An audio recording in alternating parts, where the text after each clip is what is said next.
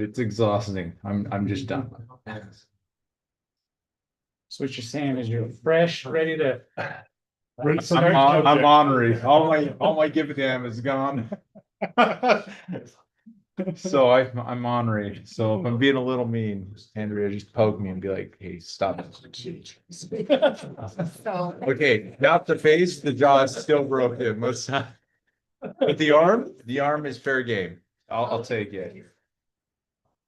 Yeah, I paid a lot of money for this broken jaw. Let's not mess it up. It's not finished yet. It's kind of, I'm gonna try it again. My buddy came up to me. I haven't seen him since before the surgery. He walked up and he looked at me. He goes, "Are you chewing?" I'm like, "What?" He's like, "You better not." No, I don't use tobacco, but because I don't move these lips yet. yeah, He thought that I had a wad in. should tell us. That's the way you talk. Make him fill out. Okay, it's 6 o'clock, so we'll call this meeting to order. The first item on our agenda is public comment. Not seeing a lot of public. Is there anyone in the public that wants to make a public comment? Okay, seeing none, I will move us on to item C, discussion and review of draft of interlocal cooperation agreement with Layton City for emergency dispatch services. You've all had a chance to look this over in the packet. Are there any questions or discussion points that you'd like to bring up? We've kind of known this is happening, so I don't want to go too deep if you don't have questions and you feel like you know it very well. Is there negotiation room? There's really not. Okay, well then I don't have any discussion. I mean, I will tell you that another mayor brought up the subject of we should band together and demand better conditions, and they said you don't have to come. So I would say that means there's not a lot of We're room for, missing leverage and or other options. yeah, missing any other option. They can just say no. I mean, would our police and fire department be okay with cannon strings or two-way radios? yeah. Like, I'm just kidding. Yeah, obviously. yeah, we just don't have many other options. Pictures, smoke, Pagers. smoke communication, right? Smoke signals. Fire guys would like that. All right, so anybody have any particular points? Otherwise, we will, seeing how this is not much of a discussion, I'm just gonna put it on the next agenda for a vote. Item D is discussion and consideration of interlocal cooperation agreement with Davis County to conduct the Community Development Block Grant, the CDBG program for fiscal years FY 27, 28, and 29. I'm glad we're doing this multiple years, so we don't have to do it every year because CDBG is always something that's a little tricky to say. But the nice part about this grant is that we can be a part of it through them, and it doesn't have all the administrative costs in the county. Layton does it independently of the county, and while they have full protection that only their citizens get part of their grant, there's a lot of administrative expenses that kind of eat up that advantage. So I am grateful that we can just, be part of the counties, which is what most of the county is doing. Any questions on this? It doesn't really cost us anything, but it can help people who use it. Okay, seeing none, I will move that on and put that on the consent agenda. Now we'll go into the planning items. Item E1, application for zone change for property located at 3000 West and 1700 South, A1 to general commercial. Noah, is there anything in particular that was not in the packet that we need to share? Good evening, council. No. Okay. No. Anything anybody has any questions on about what was in the packet? Anybody want to put forward their opinion on whether we should do this or not? I think we should do this. We've been working towards this for a while. Yeah, we have. Yeah, I think the location's prime. I mean, yeah, I think this has makes a lot kind of of already sense. been done by other actions, so. Right. All right, seeing not much objection to that, I will put this on the consent agenda for our May business meeting.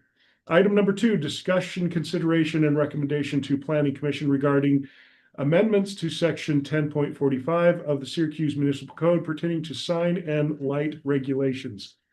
This is coming down based on the same property. The primary concern is they want to make sure that the sign ends up sufficiently high above the freeway overpass that it can be seen appropriately. That makes a lot of sense. I think the question really comes down to, we don't want anything that's just crazy, like, 100 feet in the air, but does this make sense to you, council? Do you want to modify this any? They're proposing a 50-foot height in you'll see in the packet, our ordinance only allows 25, so that's the biggest thing. I think there is some wisdom in having a height limitation in the city for signage. If you drive around, sometimes the signs can get a little crazy if the city's not watching them. I mean, we want businesses to have signage, but in the right context. And in this context, it's right next to a freeway, so they're arguing that, perhaps we could allow a little bit taller sign within a certain number of distance to a freeway. I think that we ought to craft the ordinance to specifically make sure that it has to be next to an overpass so that you couldn't have 50 feet where there is no overpass. I think that that's part of the proposal. But I also think that, really we're just compensating for the height of the freeway, which is 17, 18 feet. I'd kind of prefer to just make it 45, but I don't think the 5 feet really matters. The point is that it doesn't go crazy high. One thing I do want to consider for the ordinance, though, in their design proposal, things that they pointed out to us, they used a darker background against the signs, which seems to not stick out as much at night when you have the glaring white. So I would have you consider whether we could add that in there, that if it's an unusually tall sign, like above the 25-foot limit, that we don't allow for the glaring white background, because they tend to fade as well, or the stuff that's on it tends to fade as well. Just seems to stand out better. But that's what they proposed and put in their display, so I like it. Yeah, I thought it was good. So this is just the first look at it. With the land use related ordinance, it's required to go to planning commission and have a public hearing. So we just wanted to get your input first so we can discuss it at planning commission and then they'll forward it back to you, but they want to be off base with planning commission's recommendation. Anybody like any of the ideas I put forward or not, or I want like- to throw them out? I like having the dark background so it's not like an eyesore. This will be a We're- first, we're so done, if we right? put it in our ordinance, everybody else will have to follow. Right.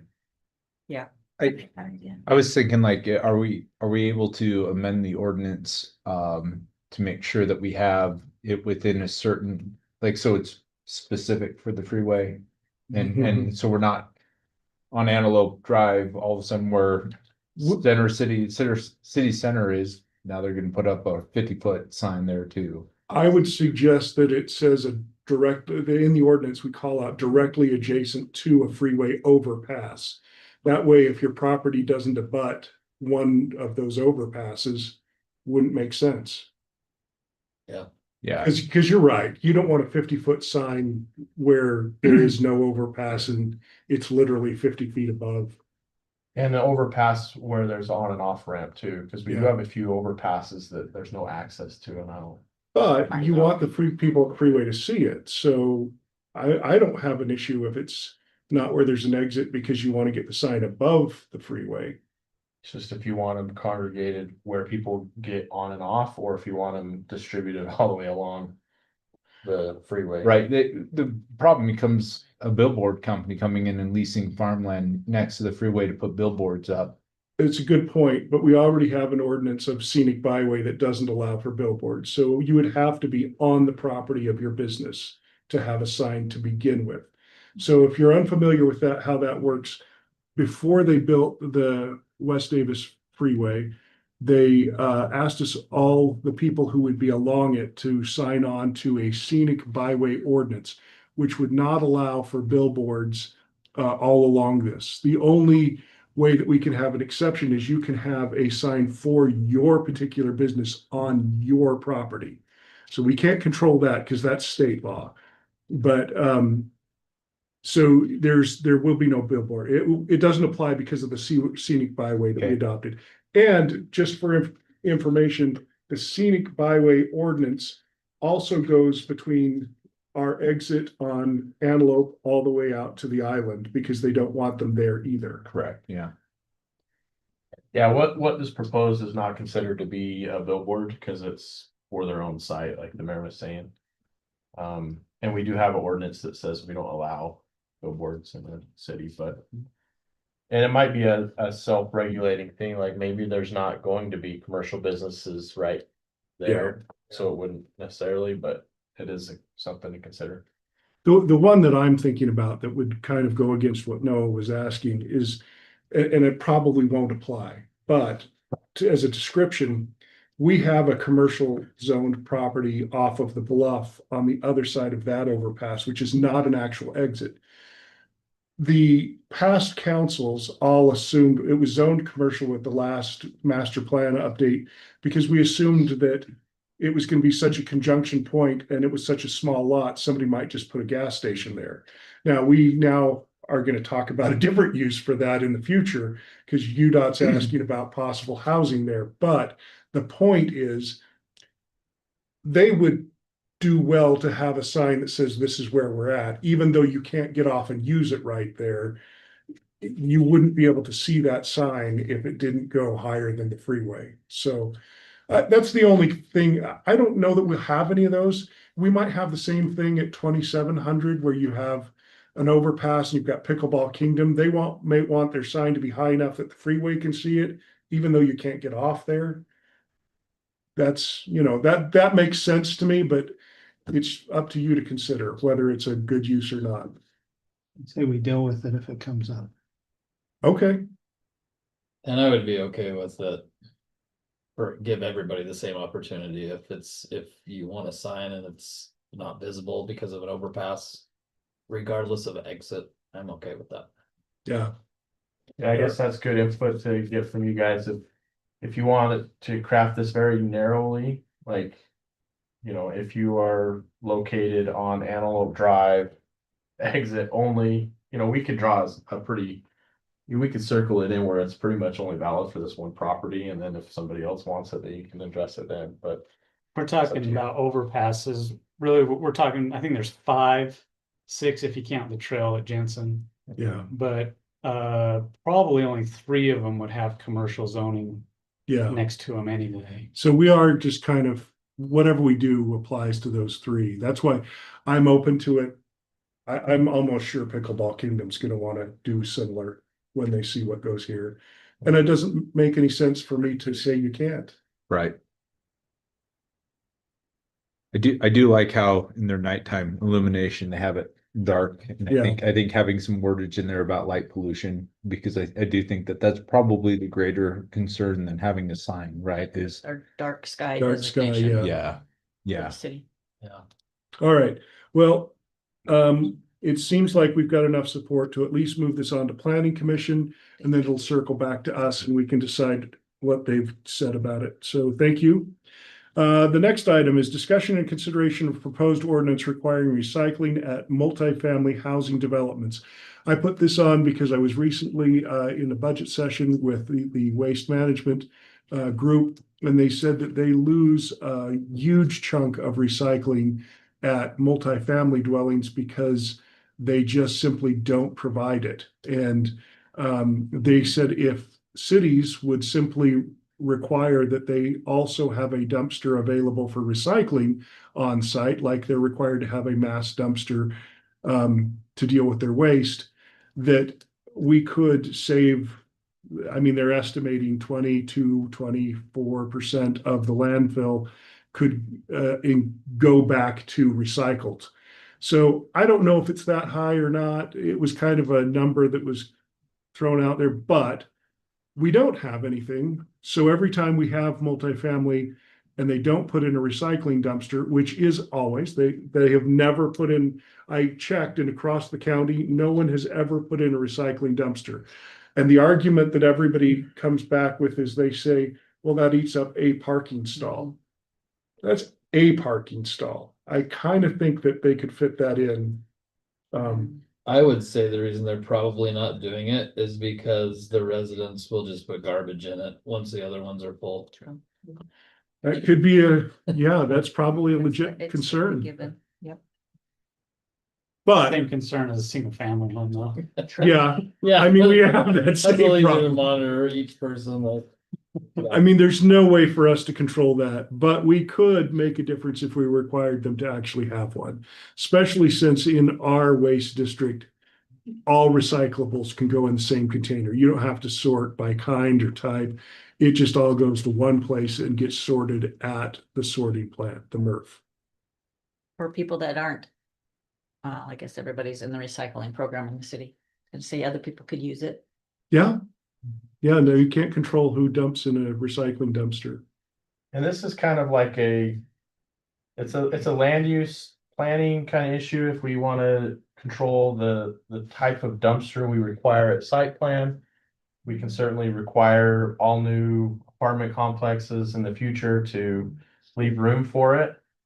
But if it's outside of kind of like a planning land use arena, it's more on the utility side of things with our account management, who we require to have a can. Because right now in our ordinance, I forget the chapter it's in, I put it in the report, but for utilities, they have an exemption for commercial and multifamily. So that would be an amendment to a different part of the ordinance that isn't necessarily a land use item or utilities type of deal. I have to tell you, I think it makes sense to have one stall converted to a recycling dumpster. I mean, that just doesn't seem to be that big of an impact. And it does seem to have an impact on the landfill What's the cost?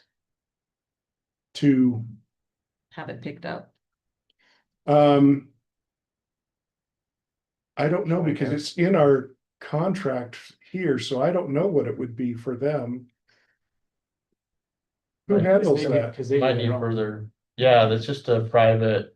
Do they have a private hauler? Yeah, contract we don't with- pick up the For trash, or the, Yeah, they would have to have somebody pick it up. it's their own private contract. However, Set I that do up. know for a fact that all of the haulers in Davis County and Weber County will pick up both for one contract. It's not a separate bill, it's one contract. So you can hire Robinson, WM, or Ace are the ones around here, and there is one more, I'm trying to remember the name, in Weber County.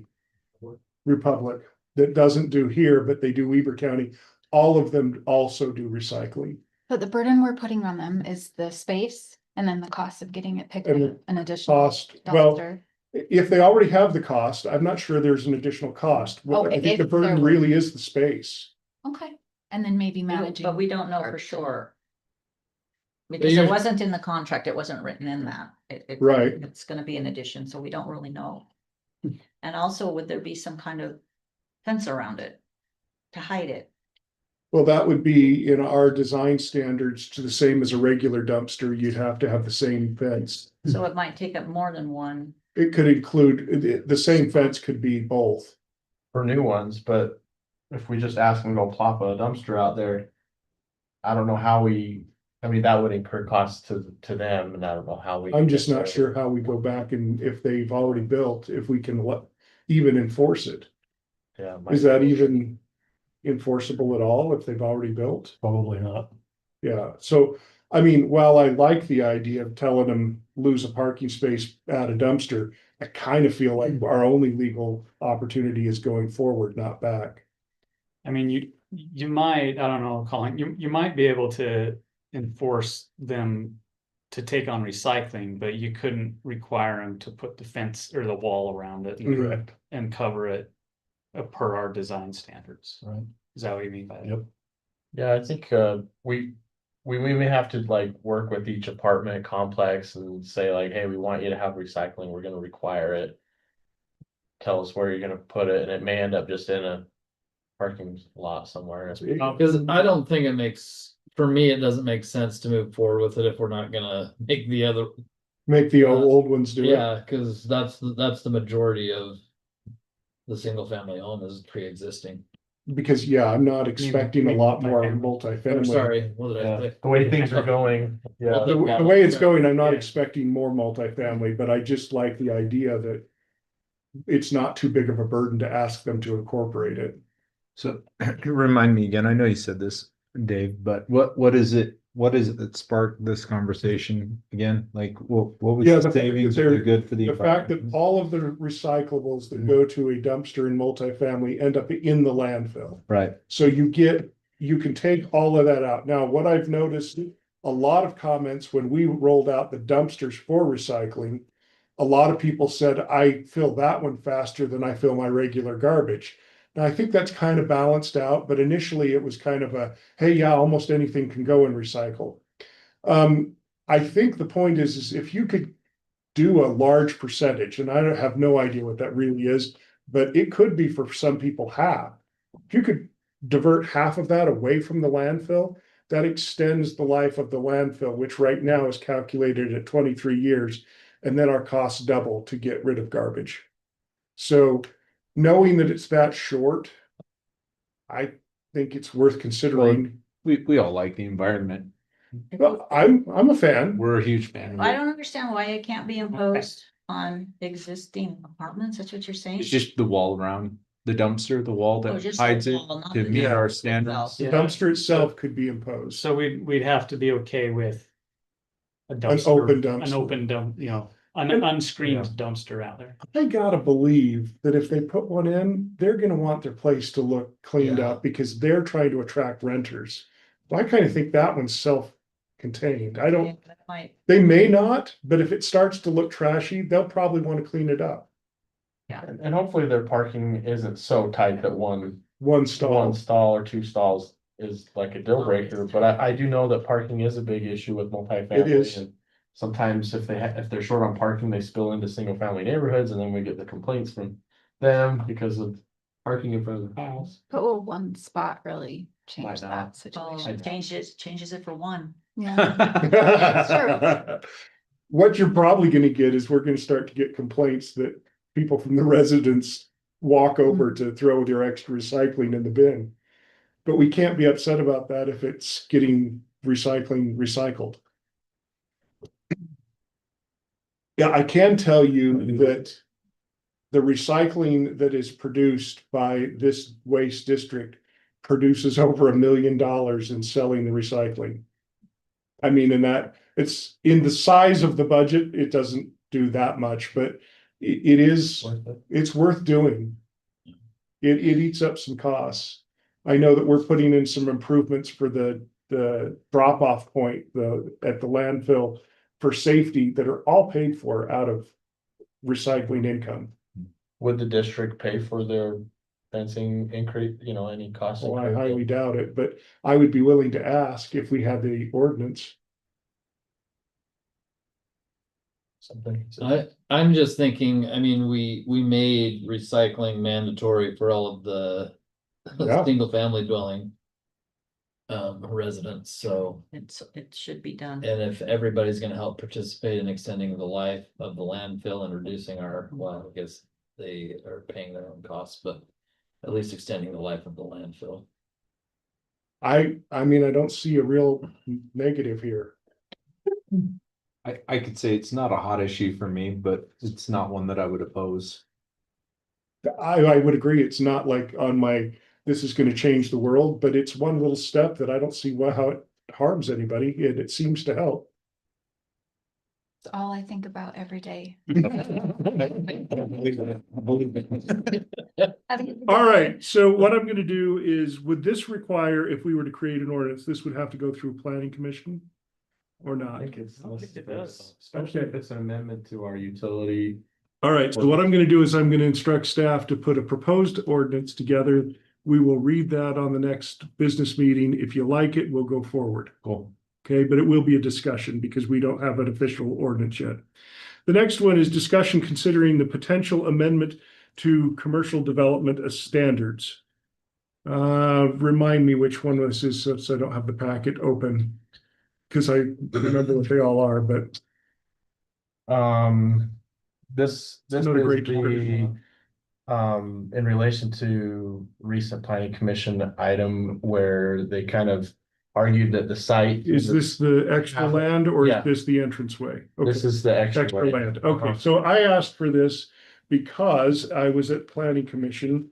And we had a proposal come in and the proposal suggested that they take a less than an acre parcel and take up almost 2/3 of that parcel with a business, which is probably the smallest possible commercial business you can find in the plat or the portfolio of what those businesses are, and said they'll just leave that other less than a third lot for future business. But we know that there's no real future business that fits on that little bit of space. So I got to thinking about it, and I'm explaining how this came about so you'll understand where the logic is. I got to thinking about it and I thought, well, we have an ordinance in our city that if you move into a neighborhood and everybody moves in, you know, at different times, but you don't take care of in improving your yard in some way, we don't tell them how, but they have to improve the land and not just leave it a weed pit, then you are in violation of code. So my suggestion is we treat businesses the same. If you're going to leave a parcel that probably will never sell, you should be forced to improve that property over so many years so that we don't end up 20 years down the road and it's just wild still because it's not even a big enough lot. Now, I will use an example. When I brought this up, Noah brought to my attention that this exact thing happened when Jack in the Box came in. If you notice over to the west side, there is a large gravel area that was more than they needed, but it really wasn't big enough for another business. So they chose to landscape it in a way that's low maintenance, but at least looks finished. And I drove by there this week to get my thoughts on it. And I thought, this really does improve their business, that it looks nice and doesn't look like it's up against a piece of land that everybody will go, man, when will they clean that up? Because it would just become wild weeds. So I'm suggesting that we treat businesses just like we do residents, and that is after so many years, you have to have cleaned up the land next to you if you own it. Yeah, in there, if you look, so it really becomes a debate about what is a site, you know? And this particular developer was arguing that the site is the limit of disturbance on what they're doing Yes. on the parcel. And people leave pads all the time, but usually they're on their own property. And so a simple fix could be to just define a site as extending to the property boundary so that you can't leave part of a property boundary. The other thing that we could consider, and for obvious reasons, is that a minimum commercial size lot, because there is no business. Gone are the days where you can just stick a photo mat or a snow shack on a little corner and it works. I mean, really, snow shack is about the only thing you could fit on this parcel of land. So I think that if we force them to consider anything less than an acre, has to be included in the commercial plot, because you can't get half-acre businesses. I mean, a coffee shop uses a little more than half an acre in everybody's case, and that's the smallest thing you can find out there. I can't think of a single business that uses less than that. One thing I was thinking about is in the Arlo project, they Yeah. have the first floor commercial and they condominiumize those, and so each commercial pad is way less than even a quarter acre. It's 1,500 square feet, but the entire site is Bigger. like. And they're sharing the parking. See, that's where if this business says they need this much for parking, there's not enough to leave the other business with parking. So you'd have to be a non-parked business, which is almost impossible in an area like that. So How is this gonna impact if we've got a much larger commercial development where it's still one parcel, but they're like, we're gonna develop it in phases? I guess if we give them a certain amount of time to improve it. yeah, Like Costco left. yeah, like absolutely. Go ahead, because it is like Costco's leaving something behind, but they have over time, they have a plan within 3 years that all of those will be filled.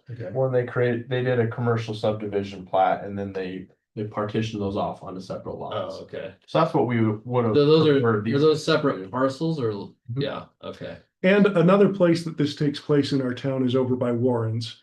There is an undeveloped plot that was Yes. subdivided off. And I've received lots of complaints about that over the years of when will the city force it to be cleaned up. And really, it should be on the landowner to at least keep the weeds down. And it is today, it's their responsibility, but we have to enforce it. If we told them, look, if this goes 10 years and you don't do anything, you have to make it green space or something. It at least puts them on notice that you can't just let a lot sit. Because it does bother people. I get phone calls every year. It was one of the first phone calls I took when I was a city council member was, when are you gonna force them to clean this up? The guy even suggested, I'm gonna buy it and mow it myself, because I'm sick of looking at it. I said, great, that sounds like a great solution. Till Yeah, we saw and the we have- price. We have code enforcement, we can require them to mow it, but that's a lower standard than It's what, landscaping it. 12 inches? Yeah. Yeah, I don't know why you'd want that next to your business. but- that's why I The think the cost, ordinance is if you leave it long enough, it has to be improved. So you'd have to, if that would give anybody the situation where if you leave it long enough, we can decide what that is. 5 years, 10 years, whatever, And you have to now improve it and we're because gonna have to or do we already have defined what improved is? in our house standard, you can improve it with xeriscaping, grass. I actually saw somebody put carpet in and it actually met our code, which was crazy because they didn't actually lay the carpet. They bought the leftover Olympic carpet and rolled it out and put stones on the edge. I think I remember that one. It was down from our house. Yeah, for a while that worked. So but it was considered improved. It was not left barren and weeds. Yeah, houses are required to have landscaping. I always forget, it's like, Within 5 years, I think. no, it's even less, I think it's 18 months, they've gotta have landscaping. And so I got code Yeah, enforcement. And it doesn't have to be done. It's not like you can't leave stuff to improve the next year and the next year. But that's But what you have to do something. that's what I'm saying. I think we're gonna have to define for commercial what improved means, otherwise we're gonna get. I'll get creative.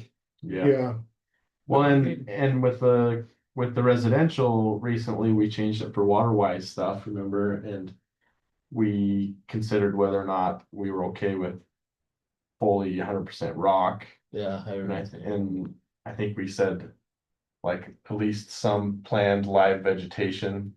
So I guess they can rock the entire thing and just like plop like one little flower in the middle of it, and then that beats well, it. I want. It does require some irrigation. Yeah. Plastic. my concern here is that that. when this came up, there clearly was no path to deal with what was clearly going to be a remnant, and it's up against a residential property. So you're now dooming that home to live next to a third of an acre of weeds forever because we don't treat it the same as we do houses. So that's why where my head was at. We don't have this crafted as an ordinance yet, but if you're willing, I think we should take a shot at doing something so that we don't leave homeowners or other businesses victim of lack of maintenance. Well, with the business that you're talking about in particular, it sounded like the developer had future intent to try to buy the property next Yes, to them which would solve it for and them. develop the whole thing Yeah, and have more commercial space.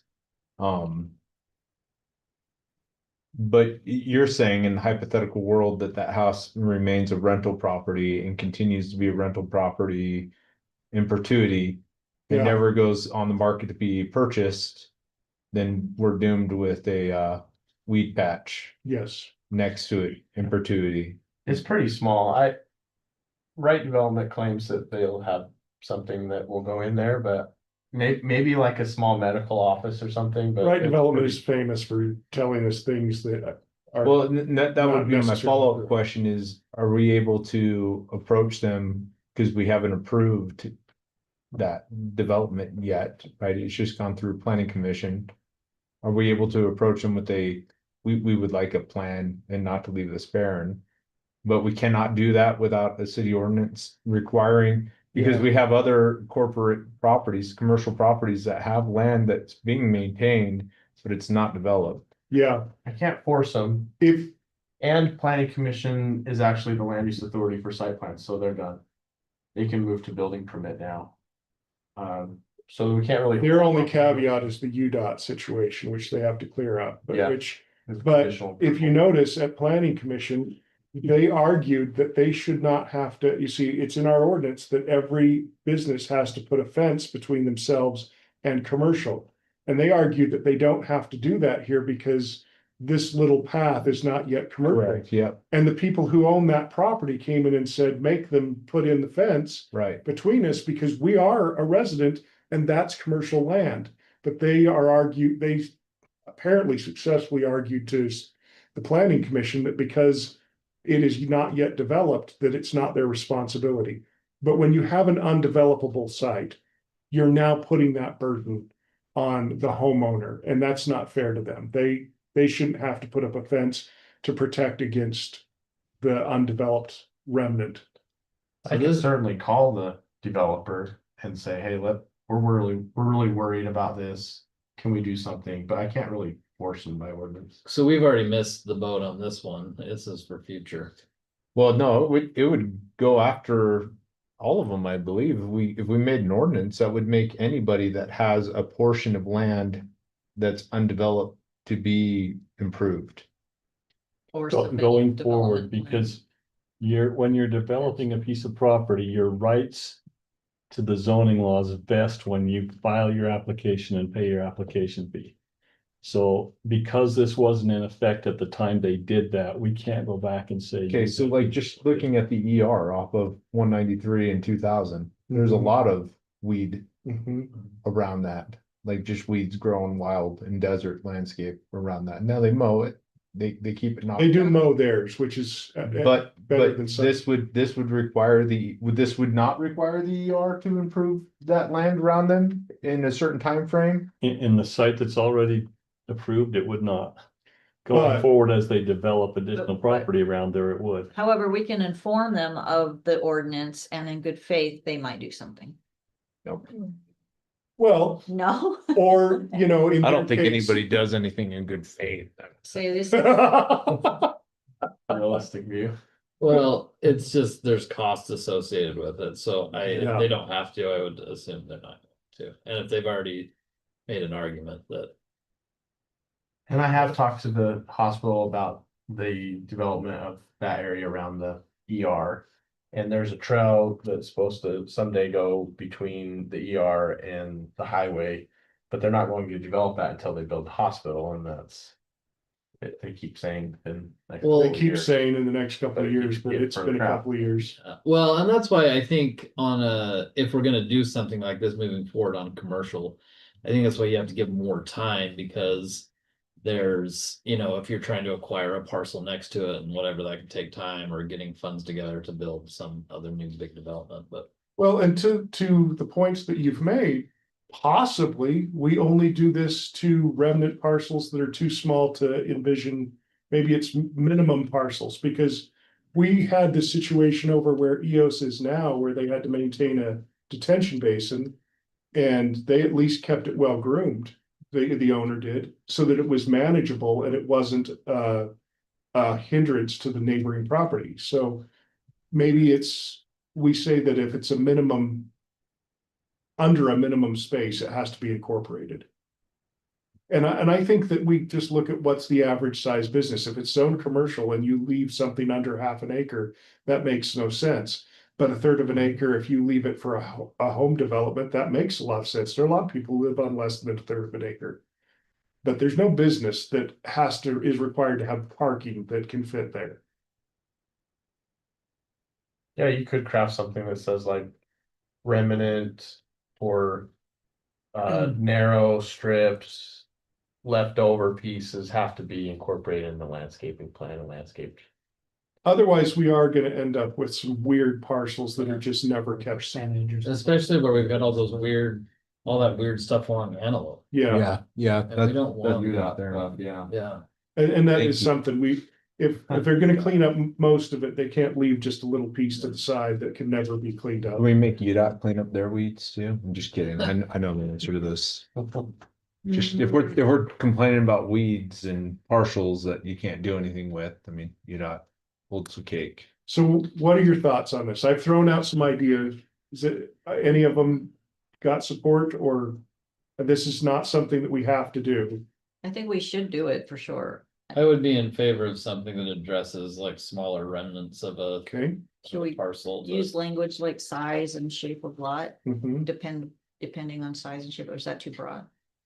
Well, they can. I don't think so. I mean, I think we want to address whatever's, Yeah, I think the residents want to keep our city beautiful. I mean, that's a big difference when you drive through some of our surrounding neighbors too, that have weird lots that are just, they look abandoned, and we don't want and when they property are, next to a new business to look abandoned. It's, when they look abandoned and they're odd shaped like that, they tend to end up being dumping grounds They could for put a other Right. people. camping trailer on it.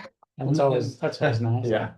And that's why we invested in the linear park to help keep things looking nice, and it's a big investment by the city to maintain that thing, and it's not really programmable space, but I know that lots of cities invest in that sort of thing because that's what you see as you drive through it. Like I was just down in St. George and their roadways are beautiful, man, landscaping and medians and they invest in that. I'm not sure all of the financial implications to that, but it's beautiful. I know some cities use RDA funds for that sort of thing, but those are limited and because the project areas can expire over time, but a lot of communities invest in that in what you see along roadways.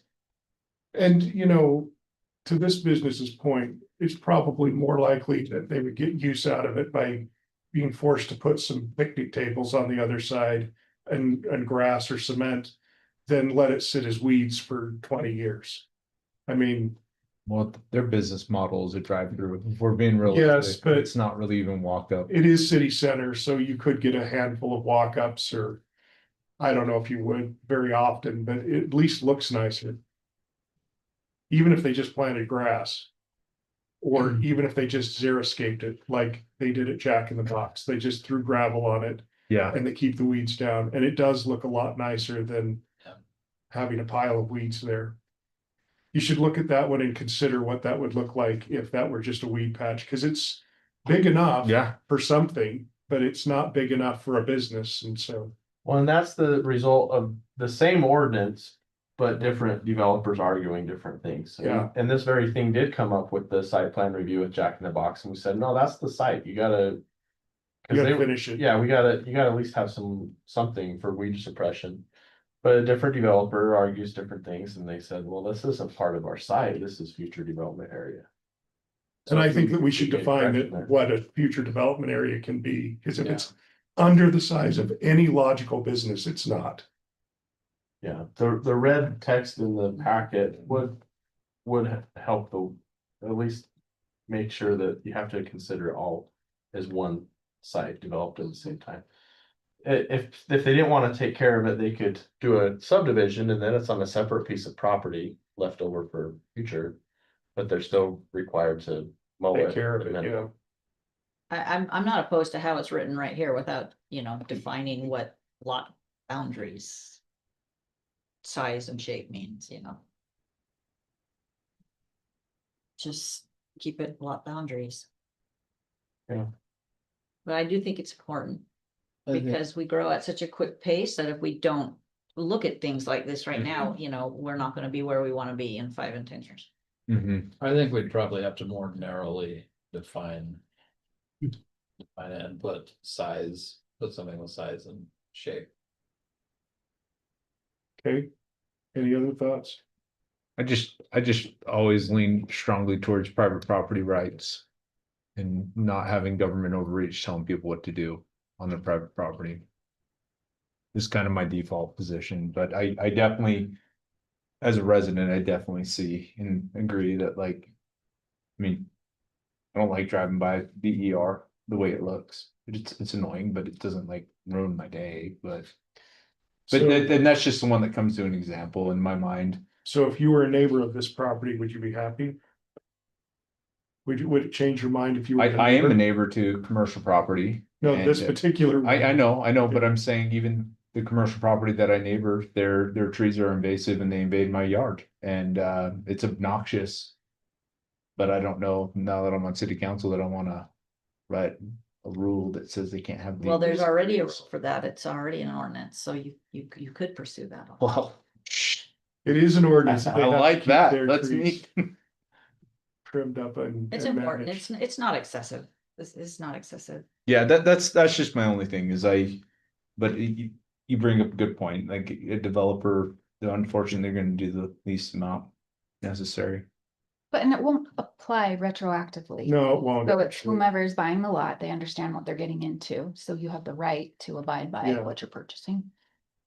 I just don't want to see this continue to happen, or it will a lot, especially on Antelope. Antelope is risky, right? UDOT is auctioning a bunch of land.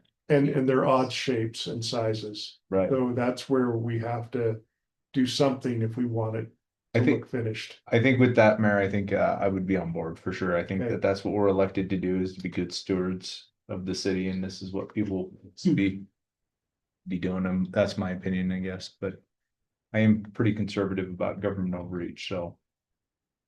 Okay. All right, well.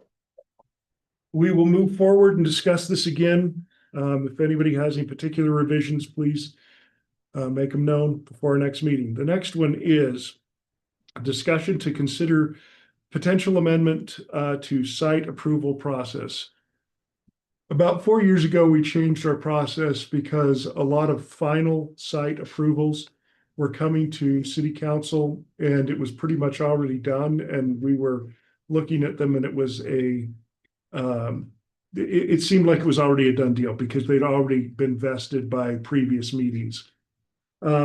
So considering that, we said, we no longer want to see them at city council, but I was considering after visiting with planning commission last week, after seeing a real big red flag in my mind that wasn't addressed properly, that maybe we want to have city council with the experience of ordinances, look at final approval again. And it would add some items to our agenda that we would probably not have to discuss too much, but it would be one more step where we could interject with some concerns that we have and see if we can't get them addressed.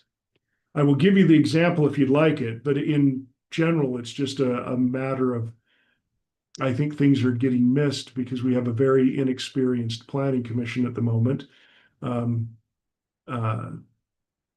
But you know, there is some things that you see with experience. Again, this is the same site plan that I'm concerned about, and it is the UDOT access. The way that it's set up, I can see very likely we will have backing up onto Antelope Drive because they didn't. When the lot was sold, UDOT advertised it that it would not have an access direct onto Antelope. And yet now the developer is pushing UDOT to say, I have a site that has no access unless you give it to me on Antelope. Well, it was advertised appropriately. I mean, and they should have known that they have to go to the side street in order to get that access because it is a dominant drive up business and has very little turnaround in there. I'm very concerned that we're allowing a business that will produce backup traffic daily. And that's a real serious traffic hazard when the speeds of Antelope are incorporated in there. But that was completely approached as it's not our call. And it should be addressed by us. I mean, it was just said, well, that's UDOT's problem. Except for, think about that a little bit. If UDOT throws that into any city, is UDOT around to take the No. complaints? Is UDOT there to take the accident challenges? I mean, and what will we be able to do after the fact if we didn't get them to develop some stacking or some alternate access and we end up having regular accidents? We have a very similar example of this already that's in another city.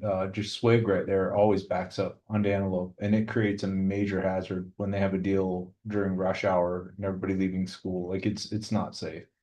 Yeah, And we deal with it because it's on Antelope, but it's not it's not our city, right? Yeah. If I'm under the right impression. yeah, you are. Swig is just Twiggy's in Clearfield. Clearfield, yeah. It's on the wrong side of the street for us. Terrible. Well, or the Do we- right side. Do we take the accident if it happens there on Antelope though? We sometimes do. I mean, if we're the closest there. So, yeah, I mean, it's not a, this might be a problem. I think it will. I think it is gonna be a problem, but 100%.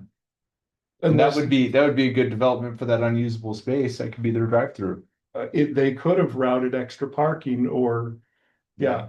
So, I mean, again, these are the what ifs, but I'm concerned that it was missed. Because that traffic issue is gonna be real. So I don't know. I don't know if that could be solved by a final approval from this group, but city Well, council it gives members, us a place to go. We're concerned with this, bring us a solution to it. yeah, And if they can't, then we just say, well, then you don't get an approval until we have a solution, right? I mean, that's not illegal for us to do. It's definitely not because we don't want the business. no, and in fact, we are continuing to give them an opportunity, am I right? If we say this is something that has to be solved, but you still get approval if you solve it. Yeah. Yeah, we're not kicking them off or Right. changing their entitlement. We're just forcing them to address a problem. So I'm suggesting that maybe the second set of eyes I on the like it. site plan does actually make sense. I would want to look at the state laws. There's been a lot of movement over the last several years to speed the site plan approval process up, Yeah. speed zoning changes up. So I would want to look at state statutes and make Okay. sure that we would be allowed to do that, because with the number of developers that we have in the legislature, it would not surprise me if they say you Valid only get point. one shot and it's in the Yeah. planning commission and then you're done. And if the planning commission doesn't approve it, it's considered approved anyway. So Yeah, let me do that little bit of legal. that's fair enough. Cause this would be a site plan recommendation then from sit. If you change it, it would Planning be a commission to recommendation city from planning council. commission. And a Yeah. final approval here. Which is, as far as I'm aware, it's perfectly legal for city council to take on certain things, but it's not really the norm for city council to take on administrative items. So you have to be aware that it's a little bit different than crafting an ordinance. It's, Yeah. if it meets the ordinance, you have to approve it. And if you can't deny it for something that's not supported by ordinance, so it's a different deal than what legislative. It is a little bodies usually do. different. Not like zoning, rezoning.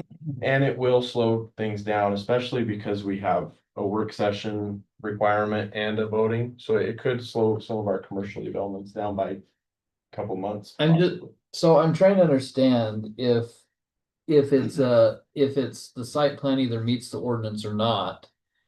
How are we as a city council going to offer any other remedy if If it doesn't, if it doesn't, yeah.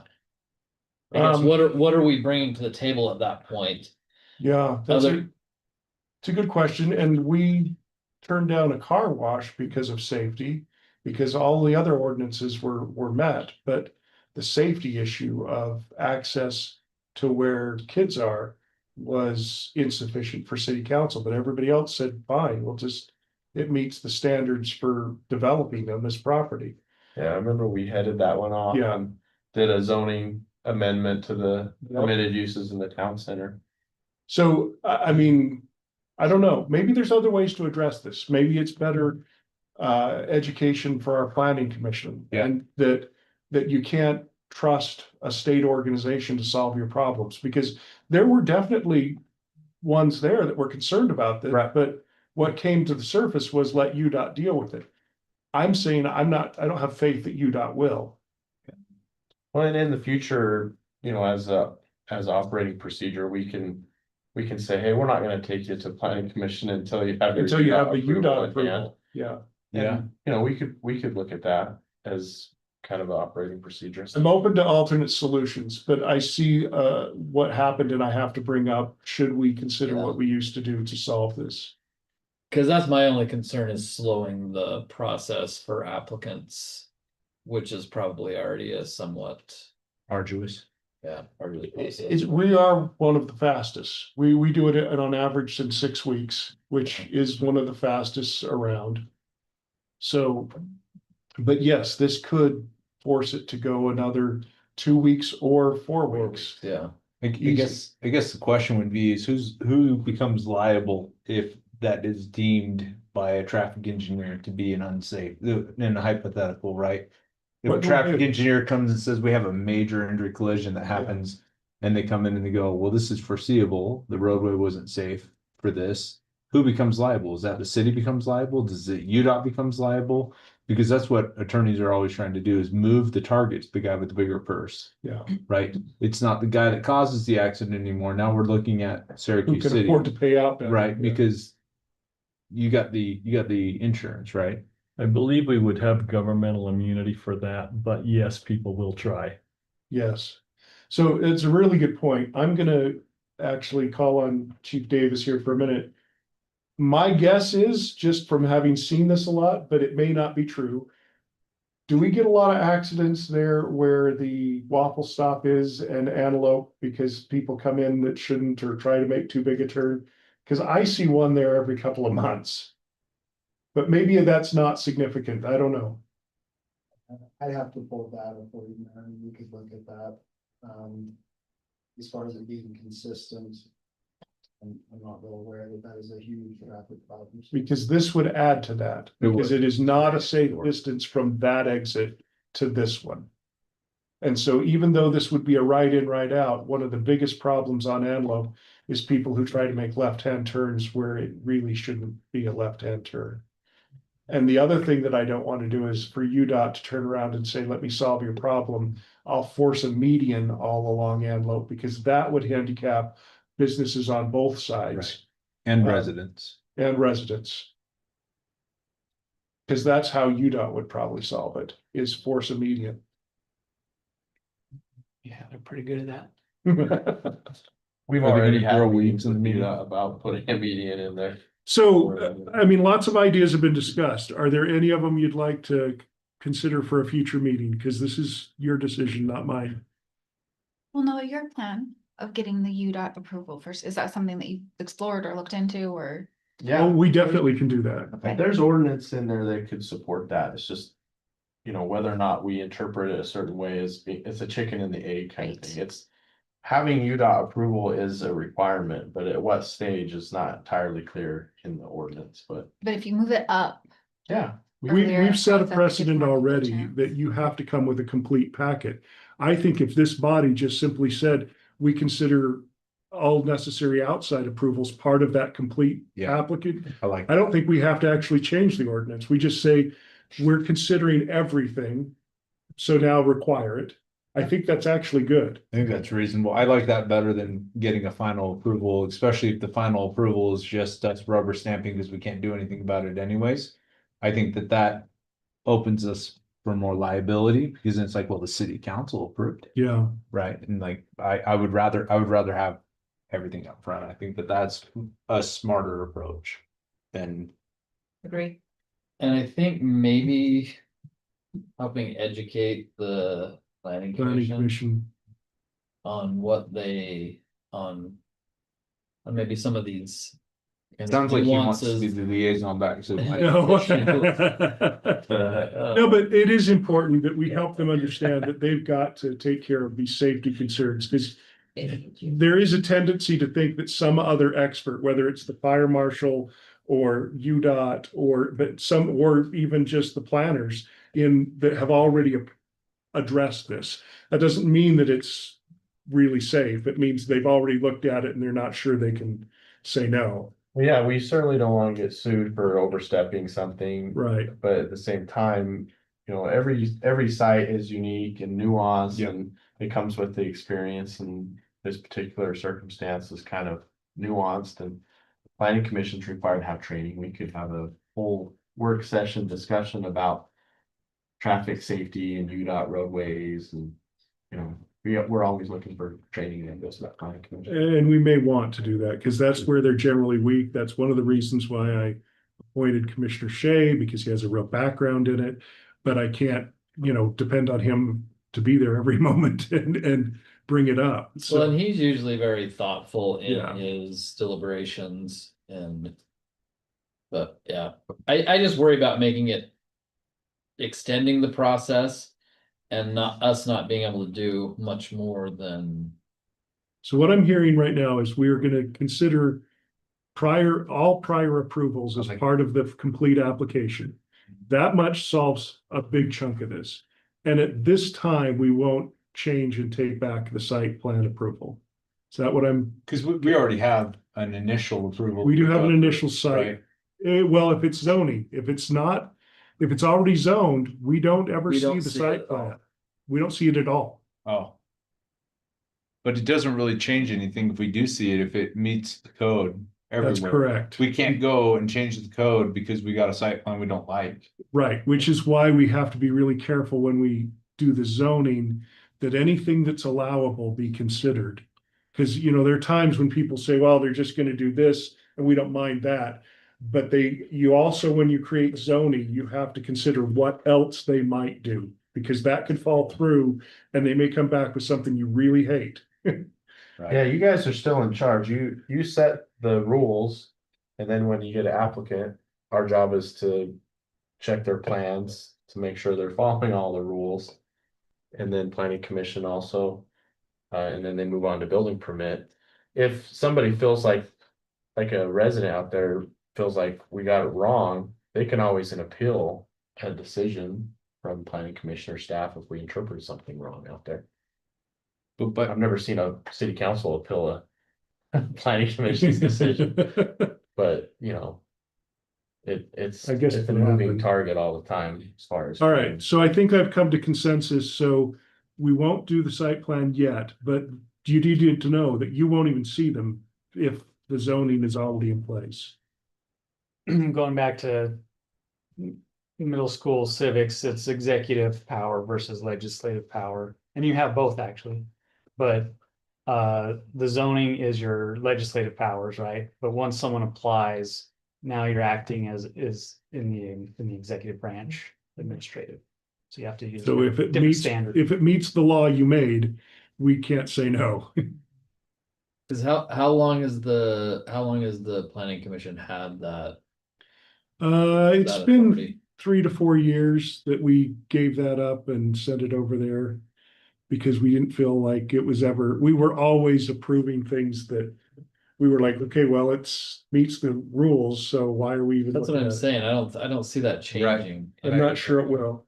I think the only thing that it changes is it brings it to our attention that there might be a need to change a rule. But then again, if you already What's that? have an application that's in, Yeah, it it's doesn't- that one's stuck, but now we're Yeah. like, well, this is a problem we need to be aware of.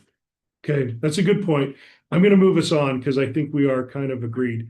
The next one is for council to review a draft memo from the Utah Department of Transportation, UDOT, regarding affordable housing directive from Governor Cox. This is the interesting one I was referring to earlier is that he's asked UDOT to look at their surplus properties and identify ones that could possibly be designated for affordable housing. They came back to us with 2. I think we've discussed this. Yeah. Yeah, they came back with us with 2. So we just want to get everybody on the same page and see where you're at with this. Noah, go ahead if you've got more. I drafted a memo based off of our previous discussion, should hopefully reflect what I believe we talked about. The north one, we're not too hot on. Southern one, if somebody wants to come in with the rezone, seems like we're somewhat open to the idea, but they still need to come in and apply for a rezone. The north one's just impossible to make safe. And that south one, we were okay with low density Yeah, residential. Well, if it is similar to what is west of it, it would be considered medium density. Is it I thought it was. it's R3. They're about, I think it's They the were- RPC, but they're Oh. about 6,000 square foot lots. Okay, So it's kind of on the fence between low and medium density. yeah, but if it's matching, Single then family. right next to it. If it were developed as a PRD, it would probably get the 6 units per acre, which would be okay. Mhm. But they still need to actually amend the general plan and change the zoning. So And we you get a to chance. See like yeah. what their proposal is.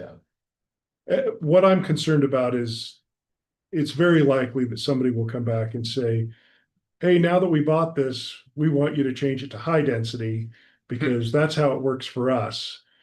I mean, I don't see this working as high density, so you just have to know that in advance that that to me would create a traffic problem because of the safety issue of that many cars, but. Anyway, but it is what it is. If you're okay with what's there, we'll move forward with it. Okay, all right, I'm seeing enough head nods. All right, so the next one is discussion to consideration potential amendment to the gravity flow sewer ordinance. This comes again from me because we had a developer come in here and want to reinterpret what we had. I will tell you, we have debated this over the years many, many times, and here's what I need you to know. The intention of council has always been very adamant that we do not want pressurized sewer because it adds so much cost to the city to have pressurized sewer.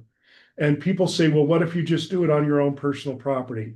And the point that we got to about 5 years ago was that if somebody did that as an after solution, similar, and we compared it to sump pumps. Sump pumps in the city by ordinance are illegal.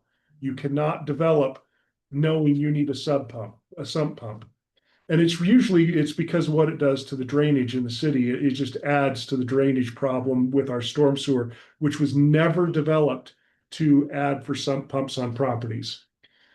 Similarly, we have not developed a sewer system to add for pressurized sewage. So the point was, if after the fact you came in and the only thing you could do to make an accessory dwelling unit or to make an apartment or something was to add of the lesser, not a full pressurized lifting device, but maybe a screw pump or a grinder pump, then that's on you because it's technically against our ordinance. Just like if your sump pump causes a liability in the city, it's on you because they're technically illegal in the city. So again, we approached it that way, but we just had a developer come in and say, the way I read it, we should be able to design for these in advance because everybody's going to want one. So let me put in the sewer lines for pressurized sewer. Pressurized sewer is a horrible thing. You should know that it has been outlawed at the level of the sewer plant. So anything that connects to them cannot be pressurized. It has to go through a gravity elevation. And our ordinance actually said, we won't accept it in our mains or our laterals. You would have to have it pre-designed to where it would then gravity flow to us because we don't want pressurized. But my point is that we're trying to tighten up this ordinance so nobody comes in and says, oh, your ordinance clearly says that people will do this eventually, so I'm going to design it necessary. We do not want to design necessary for pressurized, or you will end up, my favorite term is if you have pressurized poo, you could have a poo geyser. Because the pressure keeps going, and as long as there's something there to shoot, it will continue to shoot. The real issue is with pressurized more than anything is there's a huge liability. Those cities around us who have let someone talk them into lifting devices have all gone through situations where a neighbor is now complaining that the neighbor, because of a forced situation, created a blockage that forced their sewer to back up. And now and this can go down the street. In West Point, the mayor of West Point told me he lives on a street where if somebody has a backup, they start running down and knocking doors. Nobody flush, nobody flush, nobody flush. Because anybody who flushed would back up until they get the city crew out to fix this. Now they've put in an $8 million lift station to probably take care of this. But I don't want to have to put that in to take care of this in our city. That's a city expense that never was there. So my work with Colin on this was let's make it absolutely clear that we do not do pressurized poo, period, in any form. And if you do it, it is completely on you because you're liable because it's not legal in our city. There's my soapbox for the night. If there was anything more preachy than that, I don't think so. Agree. Have you 100. read this Yeah. and you like it? Yeah, there were a couple comments I had, but they were pretty minor. Yeah, Robert called me and he said, number one, where I said you had to get it permitted, that was so that we, the city, would know where the Know it's there. individual inside residential poop stations are. And I said, you have to get a permit from the city. Robert had a very good idea, which is we should say you have to get a building permit. It's not a permit to authorize it. It's not that the Public Works Department is gonna say, oh yeah, your plans work. We just want to get a building permit so that we know which house it's in. When things go badly, we know where to look. The other thing that Robert talked to me about is there's currently language that says you can't do this unless the facility is owned, operated, and maintained through a public special service district, which would be extremely expensive and likely never to happen. Apparently, my predecessor, Paul, put that language in so that someone couldn't say, well, you're not allowing it at all. Yes, we're allowing it, but you have to do it through this very expensive, very awkward way, etc. I'm not a big fan of leaving that language in, so I ought to take it out. But there was a reason for it. Yeah, it was hardship that they claimed hardship Yeah, no unlesses, Yeah. or. nevertheless, unless, no So unless. we're just, I mean, again, all the research, every time we bring in the research, we show, I've even showed pictures at some point so that people would understand. I do know how things get processed out here. I've been working with the sewer district for quite some time. This is bad for us. We do not want it. We do not want the liability of having us rubber stamp something that affects your neighbor. Because if it backs up on your property, it can back up your neighbors that were down the line. And if it's not caught soon enough, it keeps going to the next house. And these are hundreds of thousands of dollars of repairs each for each incident. So this is disallowing it even on a individual single family home. It does provide limited exceptions for single family, or not single family, but individual homes. Yeah. Very limited circumstances. Such as, The one that they dealt with before was, what if you put an ADU in your basement? Now you've got an alternative dwelling unit in your basement that didn't have a bathroom before. How do those people go to the bathroom? So they were allowing it in limited circumstances there. We kept that. The backyard perhaps, build a whole separate building. Yeah, build a whole separate It's below building. the, Where. It's where- below the gravity You flow. need to get that sewer out, and it's maybe a little too hard to. So if you do it that way, though, you have to come get a building permit so that it's inspected, so that we know that it was done right. If you do it otherwise and it causes a problem to your neighbor and it's against our code, we have no liability because we outlawed it. It doesn't mean people aren't still gonna do it. People still put in sump pumps all the time. It's a solution when the water table doesn't work for them. But we don't allow it by design, and that is key. If we allow this by design, then every weird shaped odd lot that it has no sewer fall will end up doing this. And collectively, each one adds pressure and more potential problems. Each one, they add up. I think one challenge to think of, if we allow for new development and subdivisions just start doing that. People move in, may not realize or understand how to maintain them, maybe don't even know that they have them. They start failing after, their lifespan's over 15, 20, I don't know, however long. You're gonna get a whole bunch of residents that show up here because they're talking to each other and blaming the city that just approved this, and now they have flooded basements and if we want damages paid, and it's their health, safety, welfare that the city should be concerned about. I think this is probably trying to limit that potential. And the city being forced to kind of get involved in some solving a problem that the developer came and just put on us. Yeah. I'll give you another example because this is existing today. We approved the shoreline development as an RPC. And they didn't want to deal with the wetlands, so they've left a lot of wetlands as part of their design. One of the places they've left wetlands has created some flooding for some of the residents that built in that residence. They have contacted me a couple of times. They want to lay blame on the city for having approved a development where the developer failed to deal with the drainage.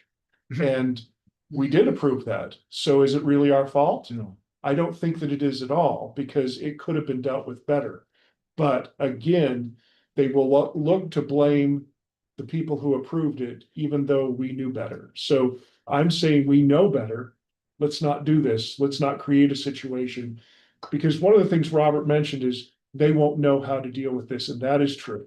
These fail on an average after 15 years. If they're not aware of it, they won't replace it, they won't maintain it, and then they will have a backup, and they will, and if they cause their neighbors to back up, their neighbor's gonna be mad because the city allowed a system that let them fail too. Two things I'll add. I asked Robert how many of these we have in the city now. We don't know exactly, but your best guess was 3 or 4, Yeah. and we'd like to keep it at that level. No, I forgot the other thing. Oh, the other thing I read, and I studied this for 2 weeks. Regular routine maintenance is required. It's just like if you have a septic tank. You gotta get that thing cleaned every 3rd year and put the stuff, the chemicals in it on a routine basis and so forth. If you don't maintain these systems, they will break down. How do you know about the 3 or 4? One was an accessory dwelling unit in the back, yard, and it was just far away from the street. And so they couldn't gravity flow up. Another one was, it was limited because the sewer line in the street and the storm drain line prevented them from, the storm drain line was in the way, both lines were shallow, they couldn't really get it to flow there, and it was just a one home house builder on an existing parcel, not in a subdivision. Big ag parcel. Another one, I'm not 100% sure, but I don't know how else they would set sewer. The house is set really, really far back from the road, probably 200 feet. And the sewer in the road is too shallow to gravity flow it, so they would have to have done that. But these are just individual, they're not even in subdivisions. So One was confessed to at city council. Somebody said, well, I actually have one, but I never got a building permit and nobody knows. Now they do. We do. Now we do. in those cases, they were kind of custom home builds, they know what they built, and it's part of the building permit, the permit for the home. So that's how it works. So in one of those situations where somebody's far back on the lot and the fall isn't there, or the fall is too shallow because how far back, do they just go to like a septic tank and then gravity flow it from there, or? Well, they usually lift it to a point where it can gravity flow, which sometimes means even at exterior, even above ground lift, which is again horrible because There's kind of an example, a figure example in the packet on this is what Cole West was trying to, is it something similar to that, where everything upstairs could gravity flow. And then it'd just be the basement that, yes, they could have some sort of a collection tank that with a float in it, and then it would just, once the float gets up high. once it gets high enough, it Turn on. pressures. Pump would just pump it up into their gravity line, and then it would still gravity up to the stream. That's. Well, Hey, we don't let them shoot pressurized sewer directly into our system. The object when these systems is to get it above the And then gravity flow let it line, flow to and then us. let it fall down into our line and then flow out. That's fine. But We just don't allow them to shoot straight in. there are In the systems nighttime, where they it actually can. pressurize and shoot out to us, and that is the worst. That is by far the worst system. Pressurized poo is no go. what a load of, I'm okay not allowing. Yeah, I don't have a problem with it. I default to the department head that's the expert in all things waste management. well, this in city. Okay, so we're gonna update this in the next meeting because this is a no-go. Item G, discussion and consideration of surplus of 2 parcels of real property located at 508 and 2700 and 546 and 2525 south. These are properties we purchased for road widening. We didn't need the whole property. We needed just a bit of the yard. We would now like to surplus these and put them out for sale and return them now that the work is done. And we have They would now have non-compliant side yards but that's possible. They just couldn't have built under these circumstances. Yeah, add anything you'd like. There were really just the questions at the bottom that I think we should discuss and see how would you like to handle this? So far, we have,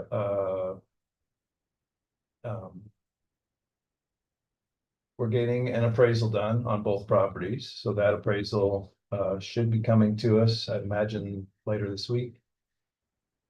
We do have a request for proposal out to secure a realtor.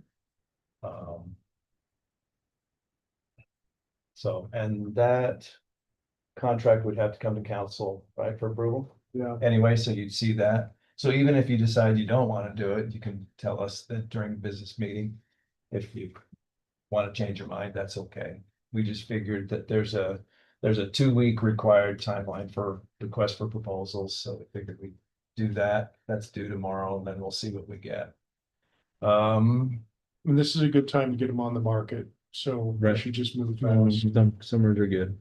And we decided to get the appraisal done as close to when we're ready to surplus it, which my opinion would be close to the end of construction. So end of construction is looking like, I know I put like June 30th, but it's looking maybe like it'd be closer to the end of May. So I think we're real good on timing.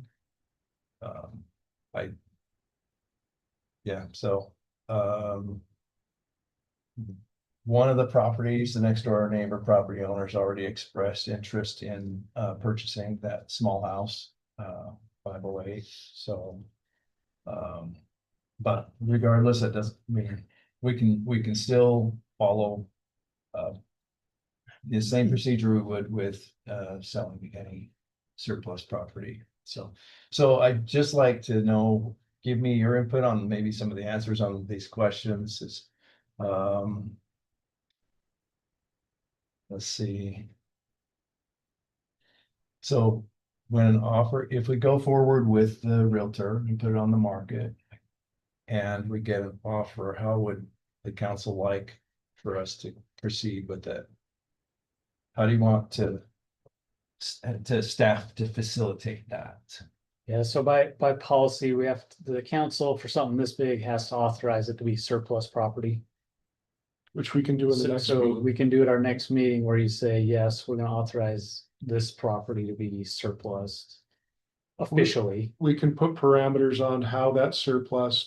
We could say within a certain percentage of the estimated price, or you can say that staff would be free to act. Yeah, we can go like, sort of like a bid. Like entertain offers up to a certain date and then highest bidder gets it. Or if first come, first serve with the highest best offer. If they want to pay asking price, then, we can just go ahead and do it. So there's a couple ways like that. But regardless of what we do before anything is done, we will do it in a business meeting first, because for a real estate purchase contract, that would have to come here. Yeah, you'll Here approve. we To have. authorize the mayor to sign that. So, I would almost think we'd wanna, just so we don't slow down the transaction, is just. Right. Come up with I would say almost an open bid date, say. Highest offer up within whatever percentage of appraised value. I mean, by doing that, you're telling the world that you're willing to accept up to certain amounts. Or you may like end a up way reserve. over, you may not. I guess you wouldn't have to do that, you could just say open bid and then we can. We can set a minimum. we can set a And minimum. I think we should. Yeah, That's probably the best. minimum and the highest offer. And then a deadline. And there's a chance that nobody makes that high of a bid, and then we can reconsider. Yep. But I think that we should like set the minimum like within 10% of the appraised value, or even 5% of the appraised value. I don't think there's any reason to say that we're gonna take something at 50% appraised value.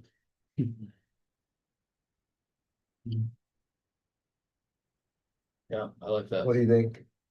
So if you've got guidance, we could set this up for approval on the next meeting. If you've got ideas of what you think we should do. I mean, we're expecting based on what we paid for them, these are. What, we paid what, set You want five, me to tell you the Yeah. amounts right now? yeah, the amounts we Okay. paid, yeah. In 2019, we bought 508 house for 271,000. And in 2022, we bought the 546 house for 675,000. So we expect that they're close to that because of inflation. They might be over that, but because of the impacted yard, it may be about the same. So it's important to know we're not in it to make money, but if it turns out that, We're always that's in it to make money. fine, but we're not.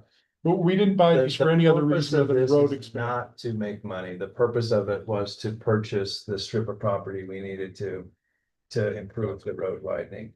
We're not speculators, right? That's what we're saying. And any money that comes back would go back into the road impact fee fund. Because that's what we paid That's for it. where it was purchased. Well, do we need to hold a public hearing for that, right? Yeah, For the I approval, believe so. Yeah, for to make sure that Cassie knows that. yeah, Public well, hearing will be public required. hearing for that, Yeah, I think we got plenty of road impact fee needs. yes. Yeah. So, yeah, we're in it to make money. I'll tell the whole world from the rooftop. Okay, so. My suggestion would be that we probably put it on a bid with a minimum. I'd like to say at least minimum bid within 5% of the appraised value, whatever that comes back at. I would be fine with that. Yep. Although that kind of tells the same thing as. Can It we have an does, undisclosed minimum? but somebody could come, if they want it, they could come back at the appraised value and we'll at least get that. I Yeah. mean, Get the highest bidder. yeah, I mean, That's the minimum though. yeah, that's the If they minimum. really want it, they probably. If come they, in higher. yeah, if they really want the property, they better bid Well, we- over. That's what I'm saying. Can we have an internal minimum, but not disclosed publicly? Or do you think it makes sense to disclose it publicly? I think it makes sense to disclose publicly if it's close to the appraised value, because Because otherwise we're gonna get. a bunch of otherwise we're gonna lowball. get a bunch of lowball bids. Yeah, you'll that get don't more even make bids sense. if you don't have a minimum. But doesn't guarantee we even have a realistic bid. Yeah, Stinky Fish wants to buy it for $1. Yeah, that's, No, I'm not saying we don't have a minimum, I'm saying it's not. Non-publicly disclosed, but yeah, I would be fine within 5% of the face value. Oh, you can't bid, you know that, right? Yeah. well, but the point, I mean, I do think that if you put that out there, you let people know that we expect that it's gonna come in at appraised value or higher. Yeah, That we're not messing around with who can bid really low. Everyone good with that? Yeah, this is Yeah. outside my scope. That's good. I agree with all of that. Okay, To default to. then we will move forward with that direction. We'll have to vote on it in the next meeting and hold a public hearing. If you have thoughts between now and then, we'll discuss it again. Well, how long do you want the bid open? That'd be a good question. 10 days, 2 weeks, I think you need like 30 or I something. think you need more than. 30? Yeah, 20, I'd say at least, I'd say a month. 30 days? Okay. Yeah, 'cause some people have to get their financing in order. and- Realtor's gonna wanna take pictures and put it on the internet, that's gonna take 10 days right there. All right. 30 days is the proposed. We'll set it final in the next meeting if anybody wants to change that. All right, the next item is to discuss consideration of proposed mutual aid agreement for IT service support in the event of a cybersecurity attack. We have kept Corey waiting for a long time tonight. And we weren't I even thought he was that, just here because he wanted. and to we be- were not even that entertaining tonight. Yeah. Food geyser? You like food geyser? So the issue here is in the event of like a ransomware attack or some kind of cyber threat, it takes more people to help. It takes more hands to get through something like that. We'd like to set up a mutual aid agreement between neighboring cities. Help us get through something like that. Actually, throughout the state, different sizes of entities that have joined this agreement. Offers 40 free hours of help when the first occurs. That's also along with our managed service provider would be helping, but it's just kind of a safety net for us. Something happens. These things can be big, they can be, we hope they never happen to us, but they can be. My goal is to never happen. I think Yeah, this the is a agreement. great idea. Okay. All right, I seen mutual approval. We will put that on the consent agenda. The next item is discuss draft amendments to the recruitment and retention policy, and I'm going to turn this over to Brody, who is the primary authority on this. Okay, so, couple of things. We're gonna break this off into more bite-sized discussions. We don't have to get to the final edit tonight. So the idea here is we're gonna take this in chunks, so it's easily digested. And kind of back up again, why do we even have this policy? We're trying to attract and retain good, competitive employees, competent employee. We just had a discussion about, whether the planning commission is too young or, needs more training. It becomes, you start having these issues, and now multiply that by the hundreds of interactions we have every day with the staff and the residents. You want to have people who are competent and well-trained. So that's one reason we want to make sure that the employees understand what the deal is when they sign on to work here. We want to be able to reward performance, not just tenure, and make sure so a lot of that is competitive pay. So it's a balance, right? We're trying to do this in a way that's also affordable. So that's the balance we're trying to get with this policy. So today, what we want to focus on really is the beginning of how we benchmark compensation, and that is, how do we determine what to pay a certain position, right? What do you pay a police officer? Well, it kind of depends on the market, on what police officers are getting paid, right? So one thing I noticed today in the packet, I don't think the red lines actually came through in the PDF. So I don't know if your copy shows any red lines. So what I think I'm going to do here is I'll pull it up on the screen in case you want to reference it. So we can get that. I didn't see red lines and I thought you just gave up. Yeah, no, they were there in the PDF, and I think just the conversion to the packet just didn't do it. So okay. Let's do the screen. Keep going. Okay. All right. So what the proposal is, this first issue is we normally compare to 7 cities when we do, and our current policy is we take the average of the top 3, and that's where we set our pay scales for each position. About 80% of the time that works, about 80 to 90, 10 to 20% of the time, we run into a position that maybe only 2 of these cities have that same position. So when you're trying to get the average of the top 3, and there's only 1 or 2 cities that have it, how do you calculate that? So one of the thoughts we had was if there's not enough to get an average, then you would add these additional 6 into the mix and see if you can get an average out of that.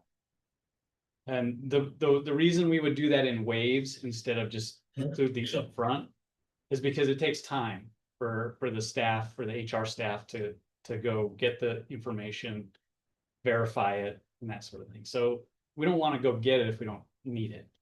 So, because remember, we only actually use the top 3.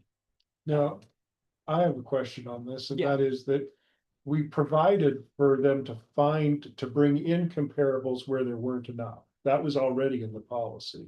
So yeah, we could, but there were parameters whereby we would accept a city, and parameters were based on like population, I think I don't think Uh, it was as hard though. It was kind of loose as. It was. Yeah, What it did is it generated, I think, 3 or 4 cities that actually were the only ones that would actually qualify. And those cities were Bountiful, West Haven, Plain City was one. These are the additional cities. Yeah, yeah. in the current. If we didn't have Policy. 3 in the other group. And that's where I get a little bit leery about adding too many, because I can see where some of these work, but then I can't see where. Like, one of the purposes of the original policy was. Do we actually compete with that city? Would somebody just as soon go there as go here? It's just as close, it's just as, it's comparable in all the things. I don't think somebody drives to Plain City or North Ogden to change jobs, because. I mean, yeah, it's really at the edge of what we allow for a commute. We tell them officers need to be within 30 minutes of the city in case of emergency. And that's more than 30 minutes away. I may be jumping too far ahead, Okay. but one of the challenges that we're facing with our current policy is our costs are far outpacing our revenue. Yeah, And so while I agree that we've got to have some method, benchmarking and comparison entities, great, to establish ranges, and I realize these are geographically close to us and we may compete with them in the labor market. But are we really comparable to Layton, well, to the Clearfield, reason that to we are, Farmington? the reason that we is. Are we comparable to Layton? Not in size, not in budget. But do people leave here, go to Layton, and it's just the same for them for a job? Yeah. And that's kind of why we added them to the list, is that if you were a firefighter, police officer, recreation worker, or public works worker, and you said, hey, you know what? I could get paid $5 more to go to Layton. You don't really have to change your commute much. You don't have to, it doesn't, you'll have to think through, I mean, if you go to Clearfield, there's a lot a lot higher crime rate than they have here, or a lot more, but. And I get that, but it seems like we're going down the kind of same, we're doing the Yeah, same thing and expecting a different result. well, I think the point is that 80% of the time, these cities we compare to do the job. We're talking about the few times that it doesn't. Okay. Yeah, and I'd say, there's a number of times where, Layton's not even in the top 3 Yeah, in the wage scale. And so it really didn't matter anyway. Okay. But you're right, and you are, to a certain extent, you're skipping ahead, but not totally. This is the first step. The second step is, well, then how do we compare? Like, where do we set the wage scale? Yeah. Right? yeah, This is who is the market, Okay. That's right? This is the first step. What is the market for these employees? so I guess I guess I am getting ahead, because the point that we'll have to probably narrow is, okay, if we're going to use these comparison entities, then we have to decide how much we can afford to How compete are we with gonna them. compete? Yeah. that is the next step. But for me, I have a hard time when we go outside of North Weaver County or into Salt Lake County, because, Salt Lake County is a whole different animal. When we get more than 30 minutes away, I would think twice before I took that job and added a half hour to my commute. I mean, but that's just me. Maybe other people think, hey, an hour commute standard, so anywhere within an hour works. Yeah, and so there's that first step, yeah, and then getting to that point, there was the second step. If you add these 6 additional and you still don't have 3 Yeah. that take an average, and this is very few positions, but there's a couple that where then there's this list where we just go down the list until we get 3. And this was a list that was generated by putting into an AI saying, what cities on the Wasatch Front are the closest in, factoring geography, demographics to Syracuse. Okay.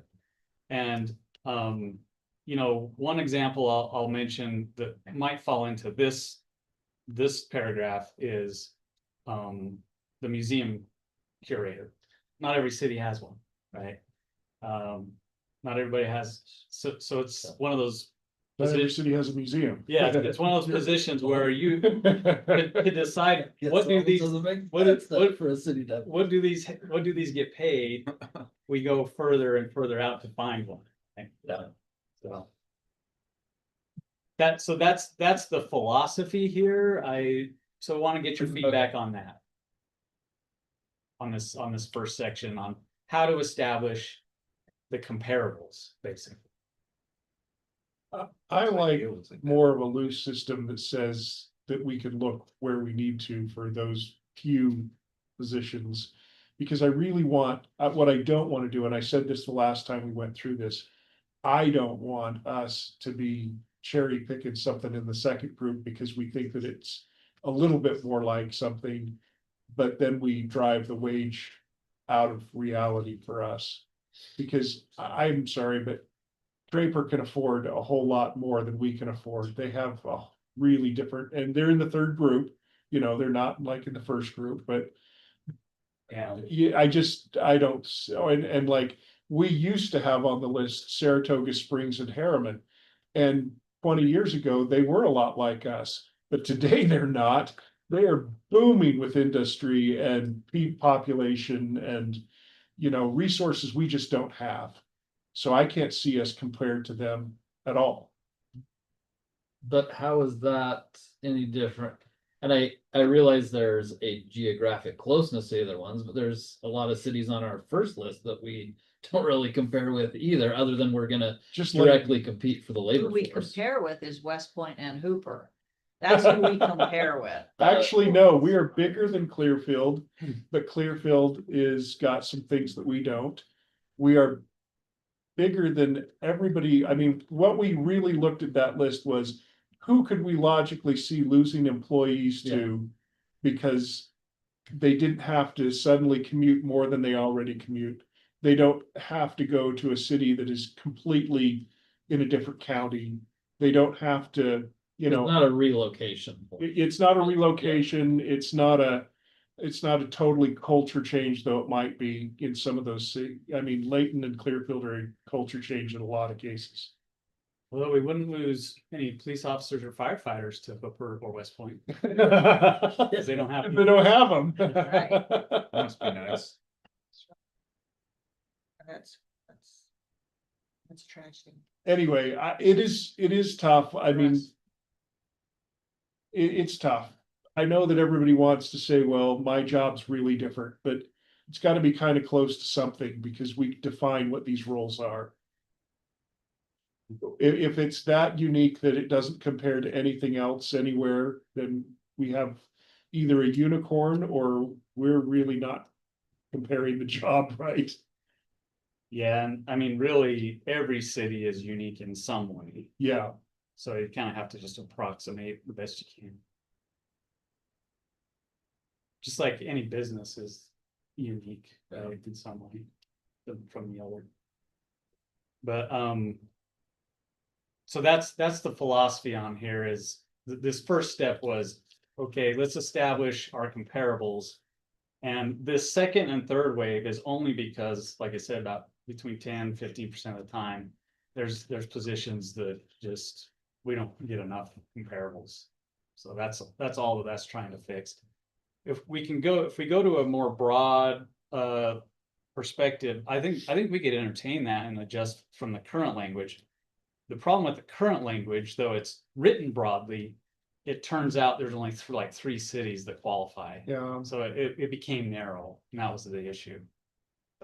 To me, it's hard when we have to put Layton in the mix in my mind, because they're so close that somebody could from their house drive to Layton and it's no new burden. Yeah. So that is a competitor, whether we like it or not. though financially they have resources we don't, but they don't always spend them in the same places that we do. But when you go to like Bountiful, they've got all the resources, and that is a commute. That's a serious commute. You have to get on the freeway and go down there. So, you know, to me, I don't think that's as comparable, but I do understand that city-wise, they're probably close to us as far as number of people, number of services they provide. But they do have a whole lot more retail than we have because of the freeway. So they're not like us in resources financially. Yeah, are there entities on this list? If we're okay with this general approach, are there entities on this list we just need to take off because of those reasons? Is there any feedback on that? We don't actually compete, we don't think we compete with the labor. For labor. But like I said, I don't think we compete when we drive more than 30 minutes, because I think that that's to a point where. But if secondarily we have to pull them onto the list, we pull them onto the Yeah, list. 'cause I don't think we're gonna compete with a lot of these on the very last list, like Draper and Highland. And No, I don't some think we others, ever But compare to them. if you're needing additional data, then Yeah, and like I said, I mean, there might be, I don't know, 2 or 3 positions in the whole city where we would have to pull that last list. I would really like to take the third part off. I agree. And may I make a comment? Yeah, One thing to keep in mind too, as we build out this policy, when we talked at the budget retreat about different levels of budget crisis, right? We talked about if we go to average the top 4, average the top 5 under certain conditions. I think you need to have enough in the pool that we can go down that list if that's where the council wants to go, just to keep that in mind. Yeah, if you have 2 or 3 on the list and you do average of the top 5, the number is the same as average of the top 3. Because you're taking the average of whatever's same there. population, Yeah, everything, yeah. yeah. we still don't have any new ones. Yeah. I think that it's just so few positions when you get down to I don't know. Yeah, When you get down to the rich cities. down to the Drapers and the Highlands and just Bluffdale. I just don't think that there's very many positions. If we're at that point, we need to start comparing it to a little more broad scope of the comparison in my mind. Instead of reaching out even further to where we don't compete, I think we broaden what we accept as a comparison. Like another position. Like another position, maybe it's not in the same department. Yeah. Like maybe you're trying to find an admin for fire, which is very specific. Maybe it's more, what are the admins in general compared to that, you know, yes, they have to have certain specialized, but maybe an admin for police is more comparable to an admin for fire than say what an admin for fire makes in Draper. Yeah, and we do that now, but I'm trying to think if other examples other than like the curator one, where it would go into. Facilities maintenance, there's not every city has facilities maintenance. Yeah, that might get into that third level. To get 5, they might have 3 or 4, but. I mean, we can limit it by geography if we want to just stay out of like Salt Lake County. Again, that limits us. Yeah. But Well, again, I would say maybe we need to just brainstorming here. I think maybe we ought to think of more ways to deal with comparables than start adding in things that we don't think are really comparable. Because I don't think anybody in Salt Lake County has the same kind of job market that we have here. It's just not the same. okay, yeah, and that's fine. Yeah, because like I said, those are like the exceptions. It's not like, when we're looking at money, that's gonna be like, the 1% versus the 99, but. And museum curator is very unique, but you bring up facilities maintenance, and I think, well, while it may be unique to cities, similar positions do exist in maybe counties or school districts or, because of that.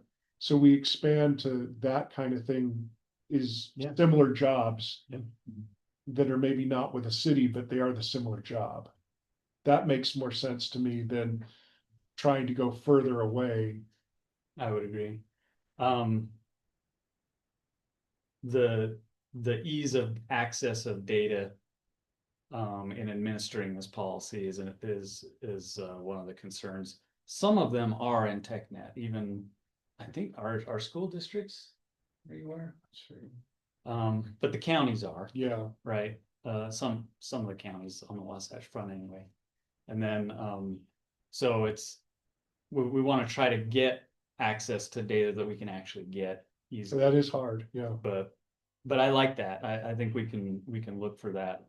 A different way to compare, other than reach out further Yeah, geographically. So, I mean, for simple admin positions, I'd look on Indeed and LinkedIn and see what similar jobs, because the job is not that different. Working for the city may be different. But a standard Sure. admin duties are the same as you find on, and that's why even in special districts and stuff, when we put a position like that out, we still get 50, 60 applicants because the job skills cross Yeah. over. They don't have to be in a city. You're not gonna find private sector ambulance drivers very often. I mean, it does exist, but you know, we are looking at cities and special districts for that. okay, yeah, that's good. Any other input on that? I think I can move forward with some of that. Okay. I like that idea. Yep. The next point was, instead of doing each department every 2 years, when we go to look at the benchmarking, financially, it's essentially the same, because if we went to every year, it's gonna be less of a jump for each position, right? Instead of waiting every 2 years, because now you got 2 years of, typically you have escalation of, wages and then inflation and things like that. So if we go, instead of every 2 years, we go to every year. It's the whole city. The other issue with going every 2 years is our financial situation might be different one year than the other, and we end up treating half the employees differently than the other half. Yes, we understand the realities of having to do that, but they look at it, they start to divide themselves amongst the haves and have-nots, and those kinds of things, that they got better treatment than we did, and that's a bunch of crap. So just looking at it from everybody's perspective, I think both financially and as far as like the perspective of the employees, just doing the benchmark every year is. I thought part of the reason was it was too much of a administrative burden. Are you guys gonna? It was, so they've gotten the system to where we can pull it a lot easier now. So we've been able to get some efficiencies in doing the benchmarking. And I think since this was first and initially implemented, we've added an HR person. We have, Several years ago, we added an HR person, and that's made it so. I think it makes sense to do it annually if it doesn't overburden you Yeah. guys. and it is, in the last 2 years, there's been not only more available, but more ability to search. AI is generating more Yeah. information, accurate or not. I mean, we don't know for certain, but there are more ways to find data. Because some of the stuff that's in obscure places is now exposable. So that for tonight, I think that was all we wanted to cover on the policy. The next steps is to, determine how we compete in those markets. This was just to set whatever the market is.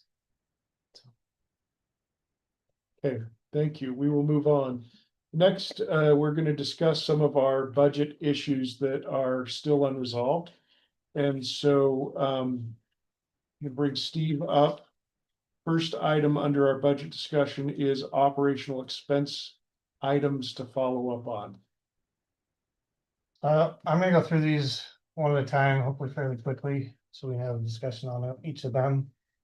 And basically just get a head nod up or down, whether you want to include this in the budget. So to start out as a baseline with all the incorporated changes from our budget retreat. our general fund deficit is around $316,000 before we talk about any of these items. Which is about half of what we are this year, so we're making progress on closing that gap. Sorry, Steve. It's the 316 or 17,000 gap is not including these, or yes, is including these. It's a mixed bag, I should clarify that. So number one is not included. Okay, Can you Number, share this on the screen for those who are not sure? you See, have where just did a I- memo. Since we're doing a recording, you're gonna have a lot of people that watch these and You have the- have no idea what we're talking Yeah, about. I'll share it here. You got it? Yeah. Second here. Sorry, I just wanna. I was just about. I'll to end up on close the out. bungee. I was just about to leave the meeting too, so that's good. I was about to, I'm sure I'll get phone calls. Where is this data? Okay. So number one was one of the items on our retreat that only got 2 votes. It was on the fence. So it's not included in the budget. There are some advantages to funding a crossing guard coordinator. It does free up time for our current police officer that manages all the crossing guards. And we are continuing to bring on more and more with the new DSD elementary school coming online this fall. We'll have, I believe, 3 or 4. I think it's 4. 4 additional. Four crossing additional for guards. the Stillwater Otters. So Stillwater That's, otters. yeah, they're the Stillwater Otters. Cute logo. It's a mouthful. So at a low cost of $8,500 asking.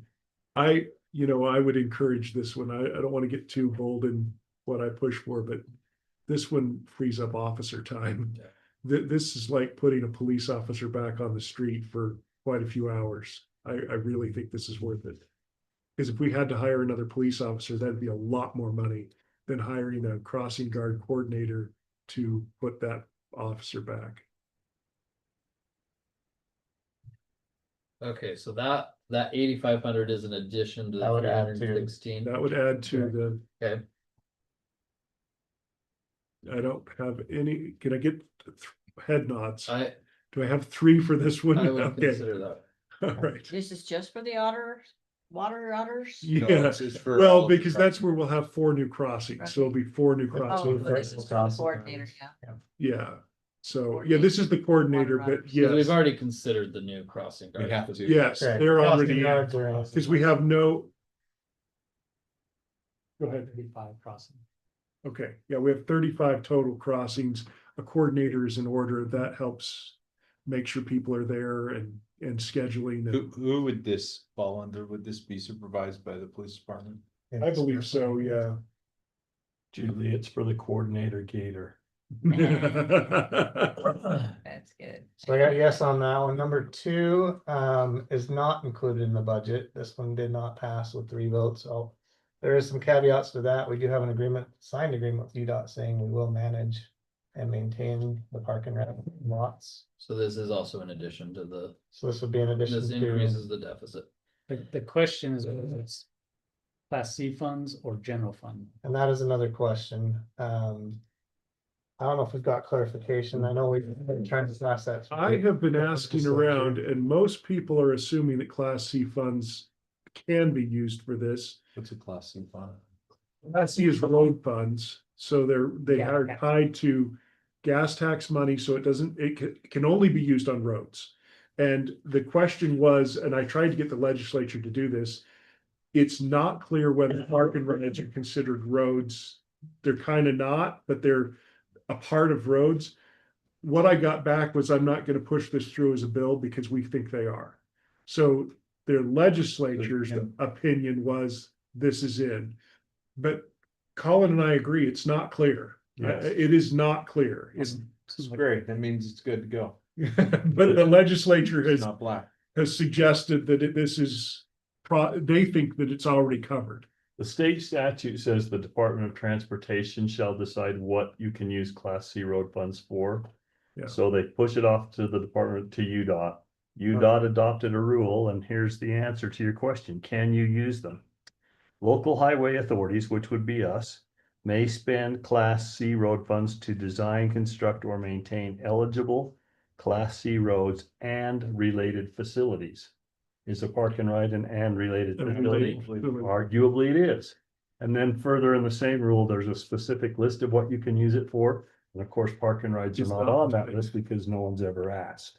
So the answer is maybe. So Sounds like we need just a good attorney can argue yes to that. You could argue yes to that. Perfect. so the pain decision that we have to deal with is, did this impact, if you put it in general fund, it impacts our general fund operations and Correct. ability to fund that. If you take that, if we spend the money out of Class C fund, then it takes money out of our like road paving program. So, But maintenance in a lot of ways is road paving because I understand that the weed control and stuff is not, but patching and repairing concrete, Oh, yeah. that definitely is, so. But is it still a question whether or not we can use a fee to collect road funds? I would say you can, yes. We you can, so we could make this. That's not a question anymore. So I know it was at one point. Yeah. It's We been weren't authorized sure. now by statute. You Yeah. can do Oh, a okay. transportation utility fee. There's a lot of hoops and criteria and so forth, but yes, you can do it. And we've already done the study. We're poised if the council ever wanted to do it. We've already taken the step. What about permitting people that use park and ride overnight to store commercial trucks and RVs and parking excess vehicles overnight? and That's having to coming. permit?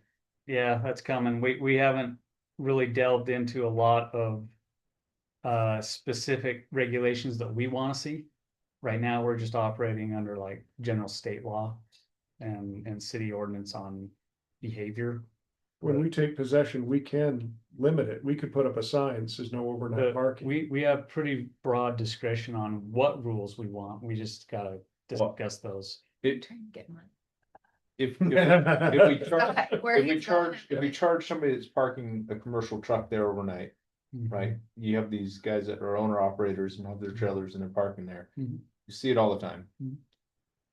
If they're paying us for that parking spot, could that money also be used and Yes. allocated to the road fund to Yes. help recover the loss for our public works Yeah. roads that we would use to Yeah. cover this? That is- Perfect. yeah. We just need to sell one $25,000.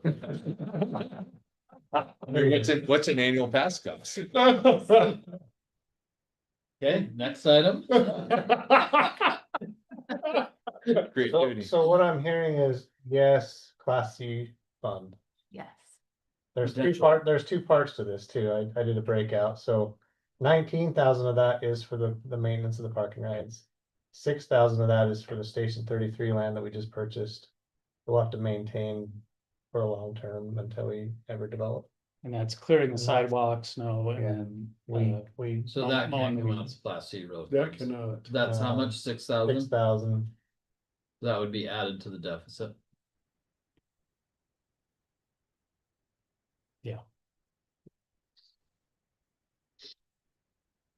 or when the neighbors complain, we just say, no, we're not Just gonna no. mow, we're not gonna mow We could just tell everybody that UDOT still owns it. it. For the record, the neighbors have already complained. Yeah, and we mowed them. We went down and cut it.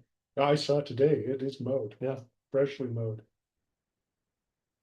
Yeah, we're gonna have some issues with what we do with that, and I think that we probably need to consider long-term another way to. The sidewalk's one thing, but when we take that house down, we might wanna consider. A fence and letting somebody rent it. Because I'd rather have. A cow mow that than send an employee down to mow that, or let a farmer. Handle it and lease it out. Is this because just on the north side, Station 33? There is no Station 33 yet, so Yeah, this is the site for station future next to the station. Lone Tree.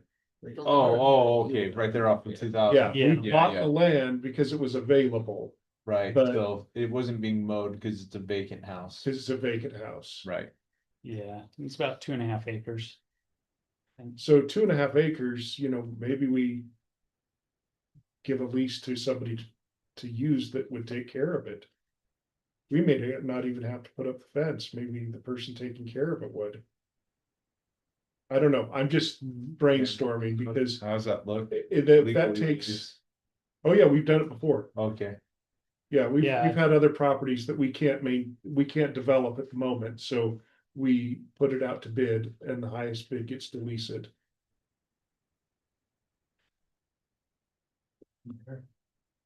Yeah, On those properties, there was water to the property and we don't have water to this one, it's not irrigation. We could run a hose. So they can't From the fire department. grow anything on it. And they That's not there. can't, unless It's next to it. somehow we get water. And tap in the house doesn't have water? culinary. Solution. That's what I got. Cause this is the land of Jason. There's no secondary water, cause it was it was part of a 13-acre, Next to 20-acre Boundary. parcel. Right. So it was just Not flood 32. irrigation. It wasn't It's not there. pressurized irrigation. But they should put a Yeah, spigot pictures you can on put in. the lot of 33. Yeah. So anyway, yes, we can work through that, but we're talking about $6,000 in a, $29 million budget, so maybe we can focus our time in this meeting on the other things. But we Every can, drop in the bucket matters, man. we can come back to it, so Okay. I agree. Video, so. Yeah, put that one, 1,052. I'll put that as pending discussion. okay, Number 3 is included in the budget, so with our tier 2 hybrid public safety employees. It's one of our retirement programs. If it gets over a certain percent, the employee is required to contribute into their own retirement fund. And in 3E, you can see the public employee portion is 1.3%. By law, the city cannot pick up the public employee percent. But they have allowed the cities to pick up the public safety portion. Over the last, 5 or 6 years, this has increased. This is the third round where they've added to this. So in the 2 previous times, the city has picked up the total of the 4.73% for public safety.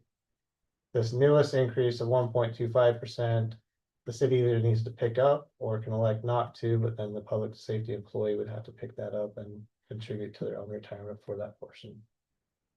So in the budget, it has been included because we did it 2 previous times. It doesn't mandate that we do it every time, so I'm just bringing this to the council in full disclosure so they know. And this is unique to public safety. yes, Well, it across the tier 2 hybrid retirement funds, it hits all employees, but the city can only pick up for public safety. It cannot the for city can't do that. regular employees. So right now, your public employees are on this plan are paying the 1.3% into their own retirement. Or will be.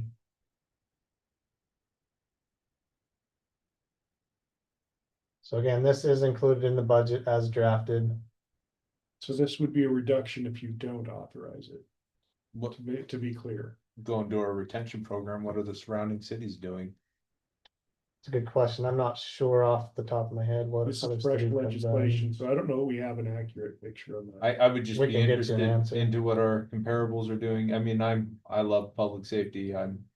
It's an easy thing for me to want to do. I do know some cities are, and I can get you comparables. I mean, if that helps our culture and that helps our retention, I'm a huge champion of that because we want to keep skilled labor and that's our most expensive skilled labor. And it helps us to even be able to attract laterals and cut ties with people that are liabilities, right? That gives our department heads more flexibility for more attractive. So does this increase every year? It just depends on by year. It What this seems like it- legislature does, Yeah, they increased it again for the 3rd time, so. This Which is- had, looks we good picked on up the paper. first 2. there's no guarantee it'll increase next year or it could continue. We don't know. It's just year by year that they adopt their rates. So is this a year by year decision, or would we It want would to be. say, hey, we'll cap it and pay up to I can- whatever percentage? You could, I would just be interested in what the comparables are and what that does for our morale and our retention. well, I'm sure that it won't be good for morale if we don't do it, but. Well, if nobody else is doing it, right? But this year for sure, Yeah, I mean, it just is, an expectation built in. We put it in the Last few budget years. because we've always ended up doing it. Right. So that's why I think that it's in the budget right now. I'm not saying I'm opposed to it. I'm saying I'd like to know. No, I know, I hear you are. And what I'm saying is that some of them are just like we are gonna decide by June. And that's the problem, is that We that won't we're all know deciding until- at the same time. We won't know officially what they did until they vote, and we haven't voted either for the same reason. Right. We can reach out and I don't know that all the cities know, but there will be some, I think, that will definitely know that they either are or that they definitely know they aren't. Some of the South County told me they were already doing it. They're not necessarily the cities we compare to. I have been asked by a couple other mayors, are you guys doing this or not? I said, I don't know yet. I do know it's a mixed bag. So what are our guys expecting? Are the guys and gals of workforce expecting this? Is that the feeling in the firehouse? They talk, I'm asking direct the answer. If I, Go ahead. I've had some firefighters ask me already. It has been, as they've said, they've done that in the past. Our comparables, I guess one way to look at it is look to see who has not done that the past 2 times. There are departments that have not covered that cost and they are having retention problems. I don't want to get into naming the cities, but some of our comparables have, and over the last couple of times have picked up that portion. So I believe it, it is a retention issue, and I have got a couple of firefighters that have asked me about this. Because URS, the retirement system, sent something out. Oh, They saw that. Yep. And so they were concerned, and they've reached out and I told them I don't know. So. I mean, this is the first we've gotten that deep into it. yeah, I'm aware of the same, people are asking what Syracuse is gonna do as far as this increase to retirement. It's also worth mentioning that these tier 2 public safety employees, have already experienced significant change in their retirement benefits since coming on board. So I think from a retention perspective, there's certainly a cost with it, but Let's say more this. officer loads and there's a cost there. Yeah, but let's say this, at this point, this is not going to increase our deficit. So Sorry. if you were to say, let's continue to do this, this does not create any additional need. yeah, Because we did include it, but if you're looking at it as a savings, it is an opportunity. I don't think it's worth it. Oh. That would be my argument to other councilmen is I think I would support it full on. So I just need a couple of head nods, who's in, yes or no? Yeah, I don't think it's Okay, worth it so for we're in. Let's move on. 2,000 to jeopardize that. Okay, Take you for ice cream? last one of the operational is the Public Works concept plan. This kind of got overlooked a little bit in the budget retreat. It is a 50K ask one time. It would come out of Class C road funds. Where again, this goes back to the facility that supports the roads, right? Public Works building. They are out of space down there. They are 2 and 3 people deep in some offices. As we continue to grow, we now have the extra space to the east that we've acquired. And so this is just future planning. This is a concept plan only. It's basically a feasibility study to see what that looked like. It's not committing us to anything further at this point. So is this in the Class C roads? Deficit for the 5-year plan that, It would add to any deficit. so the 722, which is the 5-year deficit, this would add to that. What is different about using Class C funds and utility funds is we can spend them before we collect them. So it's not so much a deficit, because yes, it would still be a deficit of what we need for other projects. But you can spend ahead because you could save a lot of money that way. So we don't add to our general fund debt, we are just need to recover more. Sorry, I'm just, maybe deficit was the wrong word, but we're for funding our 5-year plan. Yes, We're 722,000 short. This would add to this that would add to shortage. that shortage. Okay. Yeah, it'd be a one time. So it wouldn't be like an annual But for the 5-year time period, yeah, it makes that a bigger number. Cause we're. Have it up. What's our 1 year? 144. That's what we're short. Yeah, this is over time, so over 5 years, yes, 144,000 per year, 722,000. So where's that 144 coming from? Right now, these are potential projects we have to push off. And keep in mind with our 5-year plan, when we do a road project that includes utilities, we can only go down that list until we hit a shortage in one of the utility funds or Class C before we'd have to decide either to not do it and Or push the shift whole it. project, or do that project without that portion of the project included. This is also an area, though, that I'm less worried about because there are a lot of grants that deal with transportation. They don't all qualify for every project, but there are a lot of places that we can reach out to try and supplement this fund. There are no resources I can reach out to in some of the other departments, so. Right, general fund, right. But if the 144.5 doesn't come from somewhere this year, then next year it's double that. No, Got that next right? year it's just still the 144 that's missing from the 5-year projects. It's It's just one you're project, pushing- you you're push pushing a it. project into next year. Right, but to cover that, you're going to have to pay for both.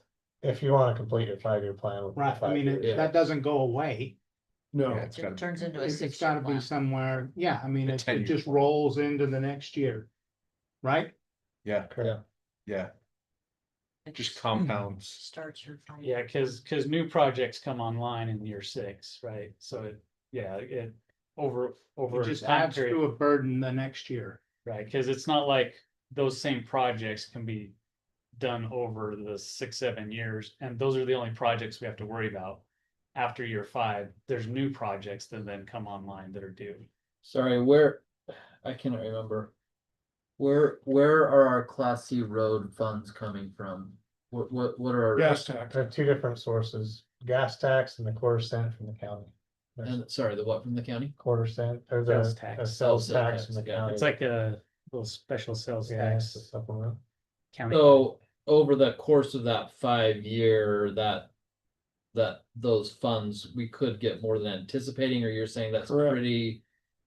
You can, yeah, it's an estimate. It's based on current year collections, growth. I mean, there is margin for error, yes. Yeah, we could, I mean, with the growth of the county, that it's countywide, so.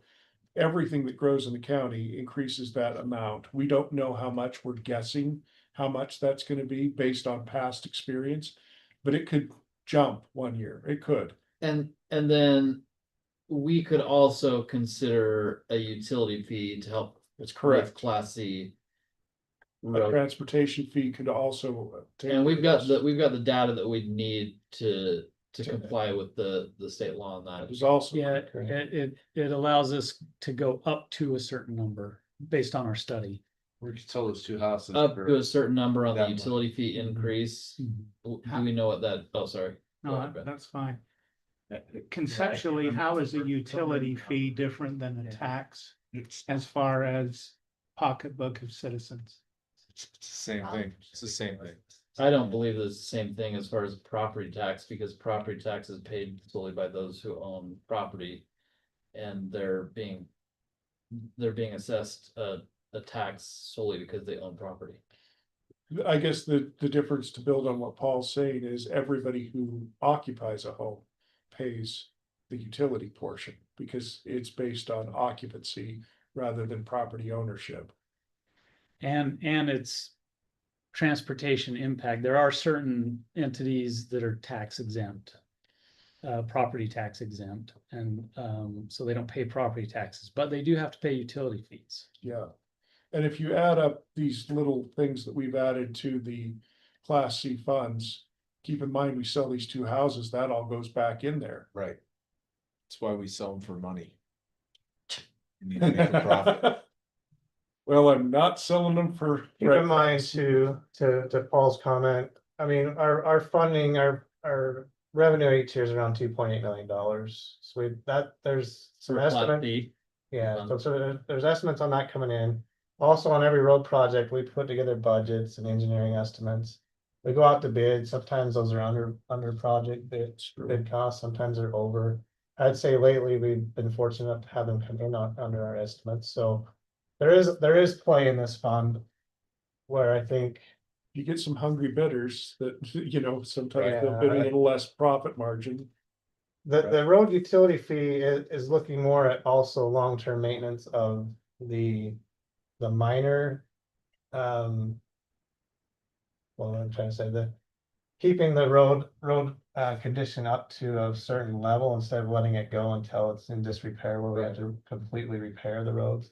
Our capital projects in this fund right now really only contemplate the end of life projects. And a road utility fee would help prolong the life of roads from maybe 20 to 30 years if we do the surface treatment. So it helps push off some of these big costs to a future year. And that's really what the road utility fee. Do Was we like have enough contemplated. data to at least, I would just like to at least consider that and see what that does to our fight. If we were to do a utility fee Yeah. for road maintenance, transportation? for transportation. Yeah, we have all that data. We've done the study. We can bring that back. Let's bring that to the next work session, because we'll still have another work session before we do the budget. Cause for me, that 5-year fund, it's so flexible. It's like, okay, if the 50,000, if now's the time to do that Yeah, concept plan, I don't have a problem with that. okay, so what I'm gonna say is that we'll leave this one for a last minute discussion, but tentatively we'll put this in. And we'll bring back the transportation fee structured and put that on the May work session too. Pull that in. Okay, I'm still not clear on where the 144.5 is. Yeah. I mean, I'm fine with the utility Oh. fee potentially. I'm not saying that it shouldn't. I'm just saying if we don't do something, we're kicking it down the road. Well, yeah, that's why I wanna evaluate Yeah. that. No, I understand. Yeah, so we might find another way to make that up. And I want to be more aggressive with third quarter money and TAP grants and all of these others. And we could potentially find some grant funding for Yeah. that too. That could make that up easy. okay. Why we're talking about infrastructure plan, I'm gonna skip to the second one while we're still here, so. And again, these are all high level projections on revenue, cost of projects on a 5-year plan. A lot of variability. What's the cost of a project 4 years from now compared to today? We try to do estimates. That being said, our deficit is about $1.8 million per year over all the utilities, including Class C. And if you look in your packet on the 5-year plan, there were 5 or 6 projects we had to push a year that are highlighted in red. That we just didn't have funding to do, that really should have gone this year. That we just don't have funding to do, and it's in the budget documents that I dropped earlier today. We can pull it up if you'd like. What I'm trying to show is this 5-year plan, there is an imbalance there. And I'm not saying that necessarily we need to fix and raise taxes or do whatever to the dollar. What I'm trying to show is this plan. These ones in red, we had to push a year because they really should have gone in 2027. But it would have made our cash balances negative.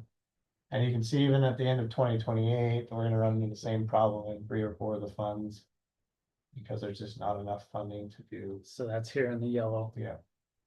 This would be end of year fiscal year 2028. bigger for me. Yeah. So this is why you're proposing the utility fee increases. Yeah, is to get these flush so that we can finish projects. Typically, we evaluate our capital costs for these projects. So it's been probably 3 or 4, maybe even 5 years since we've raised fees. For the capital side of things, every year we are adjusting fees for the operational side with cost of water increases, garbage hauling increases, things like that. Mostly the pass-through costs. Right. So this is something we evaluate every year, and why I'm showing this is that we're getting to a point where we just need to take a look. Again, a lot of these are estimates, so I'm not gonna say go out and raise raise it, so we're generating $1.8 million, I think we could. We could wait and see on some of these, but just know that this gap is getting bigger as far as fundability. Cost of projects have gone up. COVID really did a number on us as far as cost of projects. You know, I think about what 5-10 years ago, it used to cost about $1 million a mile to do all the roads and utilities underneath. That cost is now closer to 3. Oh, So it's tripled in cost. So I think that's why you're seeing this differential and this delta in our revenues versus our expenses. And keep in mind that what I presented before at the retreat, the economists that brought information said COVID effects are still taking inflationary toll. And so that's what we're seeing here is, you know, those things that went up because they had to manage differently with under the circumstances, never went back down. And materials have now caught up to the manufacturing challenge. So they cost more in addition to the challenge. So we're still kind of paying that price. Cause our inflation the increase is not as substantial as it was during COVID, but it's never recovered from But that it's not recovered. increase. So it's Yeah. increasing now from that new point. Right, and that's what I'm trying to bring forward is, so when we see that these are off, it's not poor planning, it's an event that is still impacting this faster than we can address it. We didn't see the lasting effect. Well, and How I How think at can least, you when you've never had a pandemic before? I think at least in concept, when we looked, sorry, I'm on the fee portion, because at least in concept, I thought at the budget retreat, we kind of said, okay, yes, we want to use the utility fees to fund some of these new park Yes. employees, emergency dispatch fees, those types of things. Yes, that's So correct. this picture is bleak, and I want to say something to make me maybe feel a little bit better. In the secondary fund, Please do. there's about a $12 differential per user per month. That's where the biggest difference is in terms of the shortage. If you scroll down to the last year of the 5-year plan, right here, actually go up. There are about 10, go up a little bit more. There are about 10 road projects that all say secondary.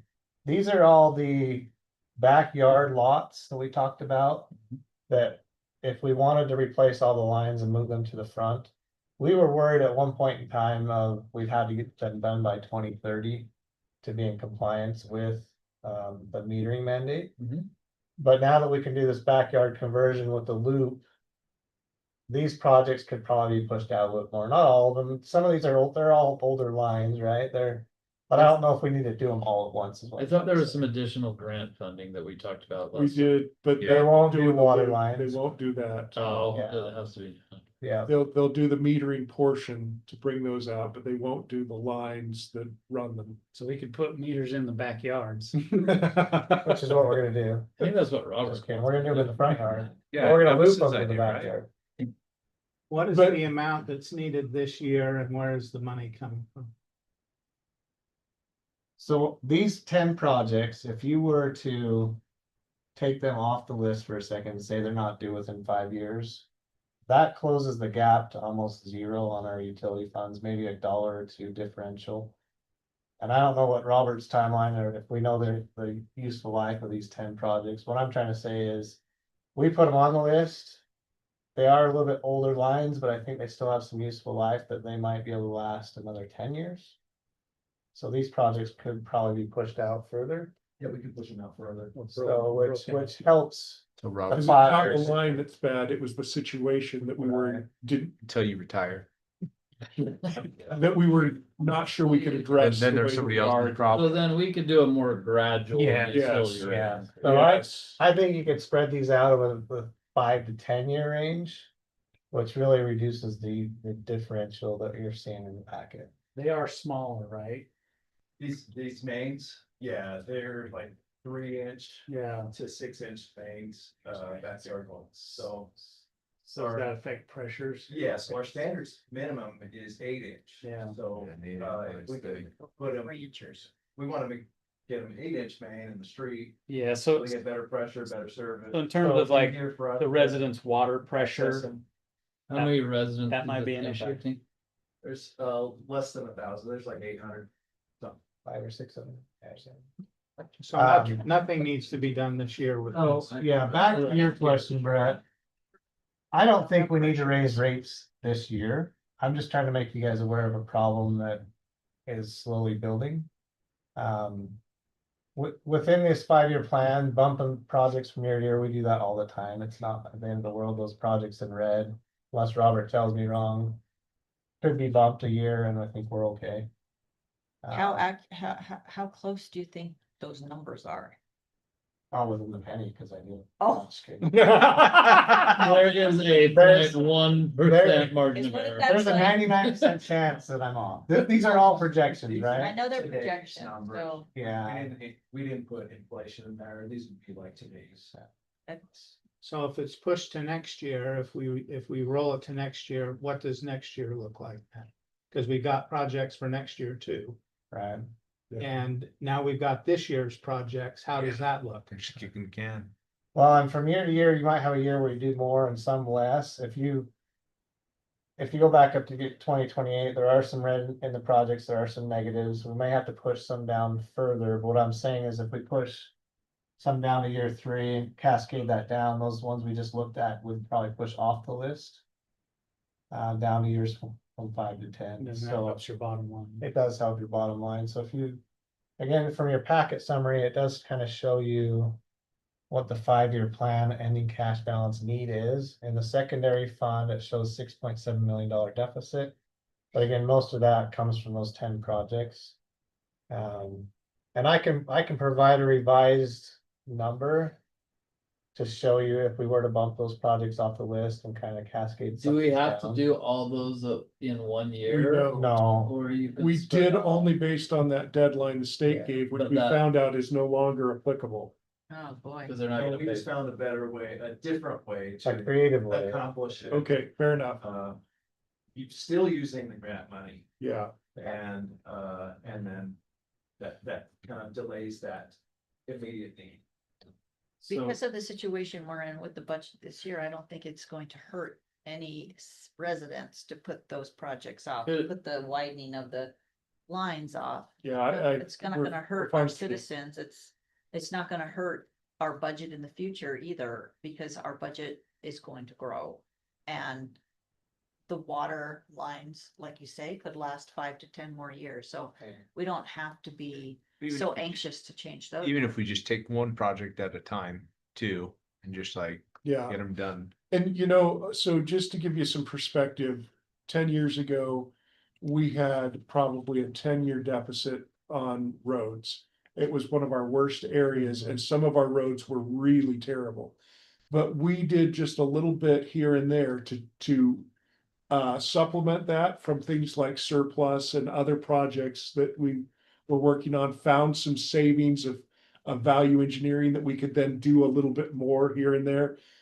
What we've done is we've taken at least 5 years out of that deficit and we are still chipping away at it. So on all of these projects, there is some fluidity. We can little by little chip away at that to where we could find the savings or affordability. We have done that successfully. So you're saying nothing needs to be done this year, and we're banking on the cost of doing this in 2 or 3 or 5 or 10 years will make sense with this whole thing. Costs will be more in the future. I'm not gonna downplay that, but I think with our 5 and even further out plan, we can push those and level out where we're at on funding and still be okay. And the point of this whole discussion was not like to scare you or whatnot. What I was trying to do is have an in-depth comprehensive discussion on our 5-year plan, because there's a lot that goes on with this and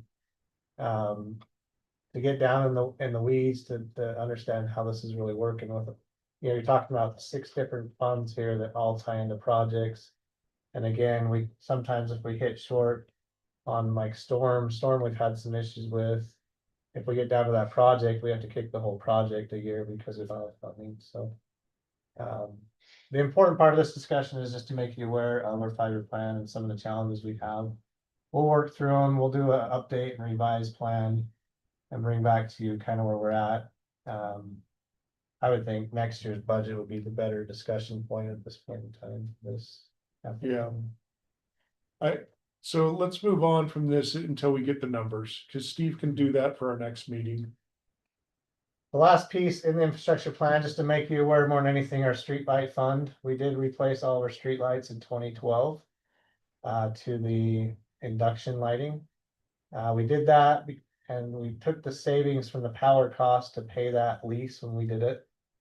So we have no debt in this fund. The fund is $1.32 per user per month. But those lights will start to run out of their 20-year warranty here in the next 4 or 5 years.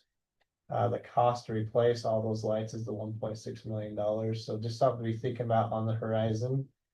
If we want to start replacing some of these lights, we're not doing them all in 1 year. We'd recommend like a 4 to 5 year plan where we could spread that out. But there might be a little bit of a cost, if there is a little bit of cost differential. Are we looking at switching those to LED? Yes. So to be totally transparent, this fund was put in place because we had to deal with streetlights that we really hadn't done for a long time. Right. But we have finally accomplished the goal of this fund. So technically, we could move past this. What Steve is explaining is we are going to need it again for replacement. So if we leave it in place, we might build up to where we don't start with the huge deficit that we had when we put the program in place. So, but I want to be completely transparent. Having caught up, there is the option to either suspend or sunset it, but you will need it again in the future. And if it's in place, this is like saving for a new water tower. The more you can put down, the less you have to go into debt for it. And I can't remember, Robert, is there a reduction in the power bill? By going to LED? Reduction on power bill, but we still pay for a power bill out of this fund. No, I mean. Not from induction bill. No, I mean from induction to LED. Sorry, what was your? Like by going to LED, is there any change in the power bill? From induction. No, because the power company doesn't want to lose their money too, so they charge us a little bit more.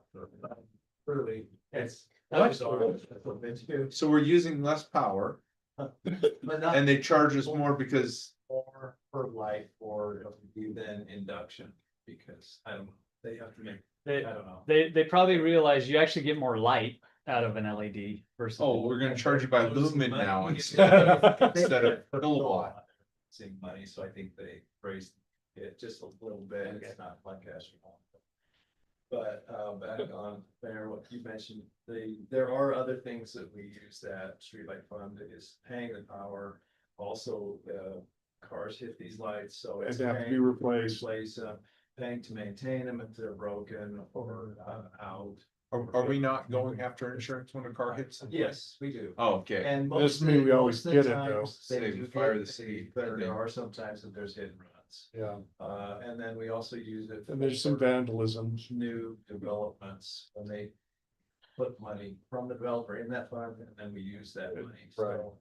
So it is a useful fund. So to be fair, we have kind of adopted a different, the original intent was, and this is before I was on council, but the original intent when you wrote it, when it was written was to supply, and that someday it would end, but we have transformed into using it to pay the maintenance.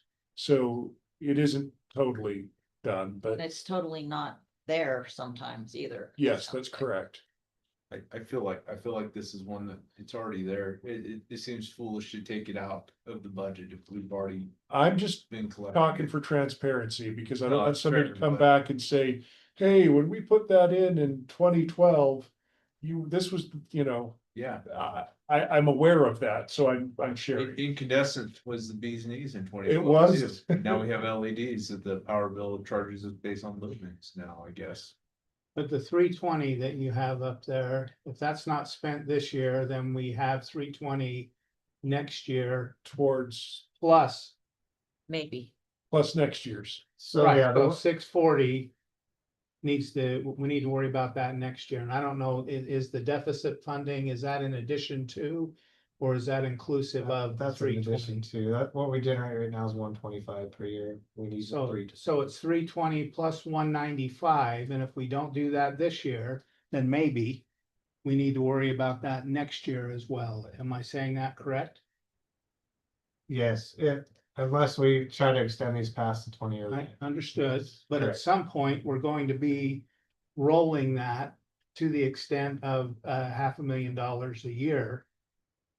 That's a continual roll. Sorry, it's 320 total. which is Okay, what we need. all right, I wasn't. So an additional 195, yeah.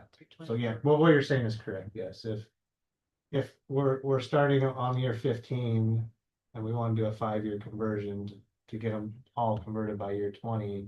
If we don't increase the fee to start doing that, we're gonna be bumping that a year. And I'm only bringing this up, Yeah. just to paint a picture But of continuing to kick down the road. That's okay, and if that's what everybody votes to do, that's fine. But it is creating some issues Yeah. down the road. But are these, so are we on a maintenance plan with these lights? Meaning we're paying for a maintenance plan from whoever sold them to us? We've paid, Or the- that's- we paid it off. It's paid off. So we're maintaining them We- ourselves. Yes. So that estimated life of 20 years is just an estimation. They could last Just for a guess. 30 years. Are we seeing Yeah, like, inductions are meant to, they're 20-year life, okay, but the last few years, it's meant to just dim. You still see it on, but it is so dim to where it's not really, so we're getting to that point. okay, But because they were- they're still hanging in there. So, Okay. yeah, And with this fund, we actually have $400,000 that we are in this budget are proposing to do the first phase, so we have that money. And that is in the budget drafted this year to do 1/5 of. would it require a utility rate raise to do this? Yeah, that's what I'm saying is, we have money to do a quarter of it, but going forward. We only generate 125,000 per year, so it would take us another 10 years to do the remaining. So we'd be past that 20-year line. Gambler. I'm a gambler. And that could work out. well, let it ride. Let's go to Vegas. Put it on Reddit. Okay, before we move off into IT, I did wanna I'm gonna share my screen. This is something I noticed today when we were reviewing this. We reviewed this at the last meeting. Yes. In the fire department, we did have, so there were two willing to fund the fire engineer, and there were two willing to fund a firefighter paramedic. So we missed this when we looked at it last time because it was just 2 and 2, right? But technically you could call that 3 votes for 1 firefighter. I just wanted to make sure we bring it forward to see if that's really what we're looking at, or if that's what you wanted to But we do. can't hire just one firefighter. No, because that's only one for. Well, across We 3 need 3 shifts. firefighters. Right? If we hire a firefighter, you gotta hire 3 Cover firefighters. 24 hours. so Yeah. that's a week. I mean, listen, Monday through Friday, that's only when fires happen at nighttime. We understand that. I was up at 3 o'clock Sunday morning otherwise, so. Well, and So we just need a fireman for the weekend night shift. Yeah, and I mentioned this to the chief this morning, and it was like, yeah, and I wanted to just make sure it was like, transparency. We reviewed it. Yeah, it's like which shift, because there's 3 shifts, right? 24-hour period. Which shift gets the 1 is what you end up doing. So, Well, then like where would that be better spent? It's not spent today, so. No, and I'm asking hypothetically, because hiring one firefighter paramedic, like that's not plausible. We know we need 3 if we're gonna hire 1. And we know that we have a deficit of 9, correct? Yeah. So even hiring 3 doesn't really fix our struggle. It's a What, progression. yeah, it is progression, but And I where guess you that might, helps to get guys days off. where you might think about this though, is our need for an assistant fire marshal. Because that doesn't have to be spread across 3 shifts. Right? So if you were willing to fund one more in that department, maybe you hire the one that doesn't have to work in shifts. And just so you know, that number would add on to the 316. And it would be an ad, Yeah, but because that position in the current proposal is not. if we're not able to keep up with that work, that could inhibit business growth. So that's where I'm just throwing that out there. We The- have to do inspections. And the ask on that was a part-time fire inspector, hoping we can get one. And nobody which wants to was come work part-time though. which was the 31,000. Unless somebody wants to take it as a second job, which isn't really Ideal. ideal. You but you it might is find like a possible. retired, Or you might um, find, and remember, public safety retirements are still young, right? So you might have someone who may want to do it part-time. Yeah. I mean, I'll do it part-time. Hire me, pay me a lot less. are you a certified fire inspector? Oh, I can learn.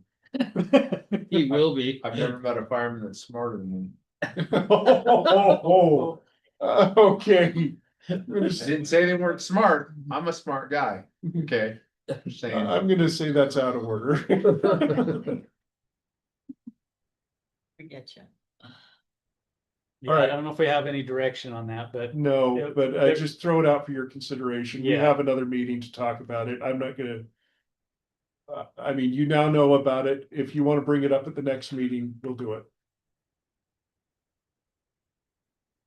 I would like to give them all everything they want.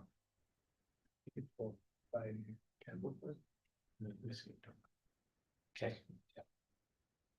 I'm gonna jump back to the 5-year capital plan.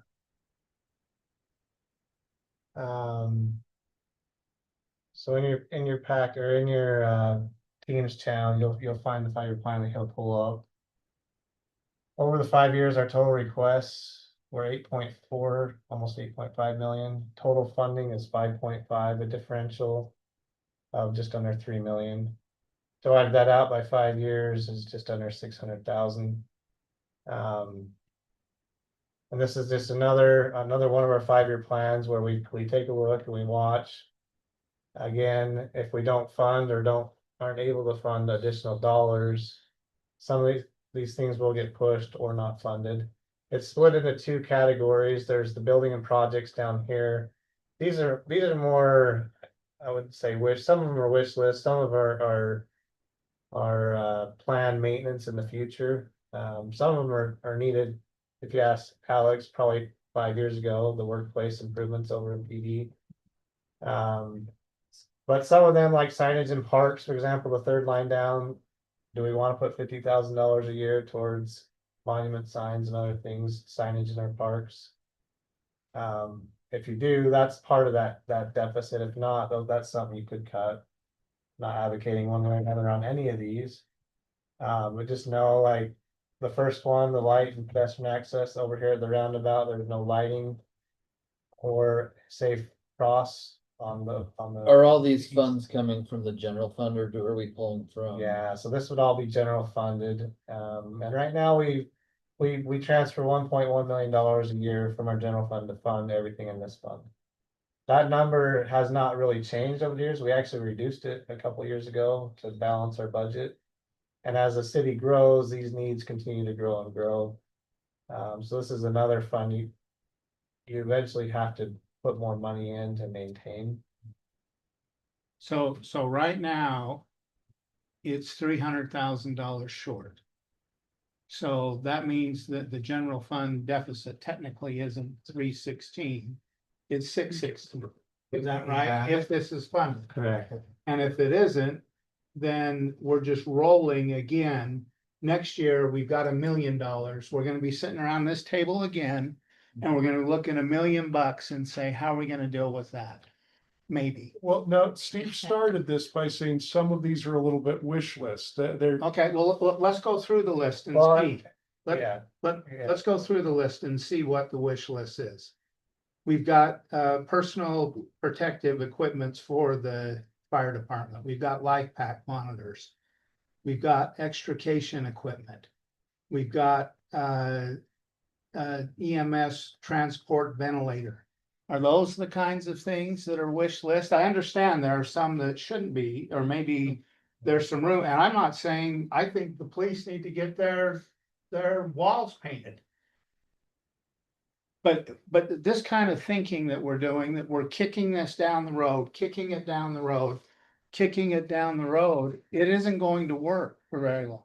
So I'm not going along with that. Now, if I'm gonna get outvoted, I realize that, that's okay.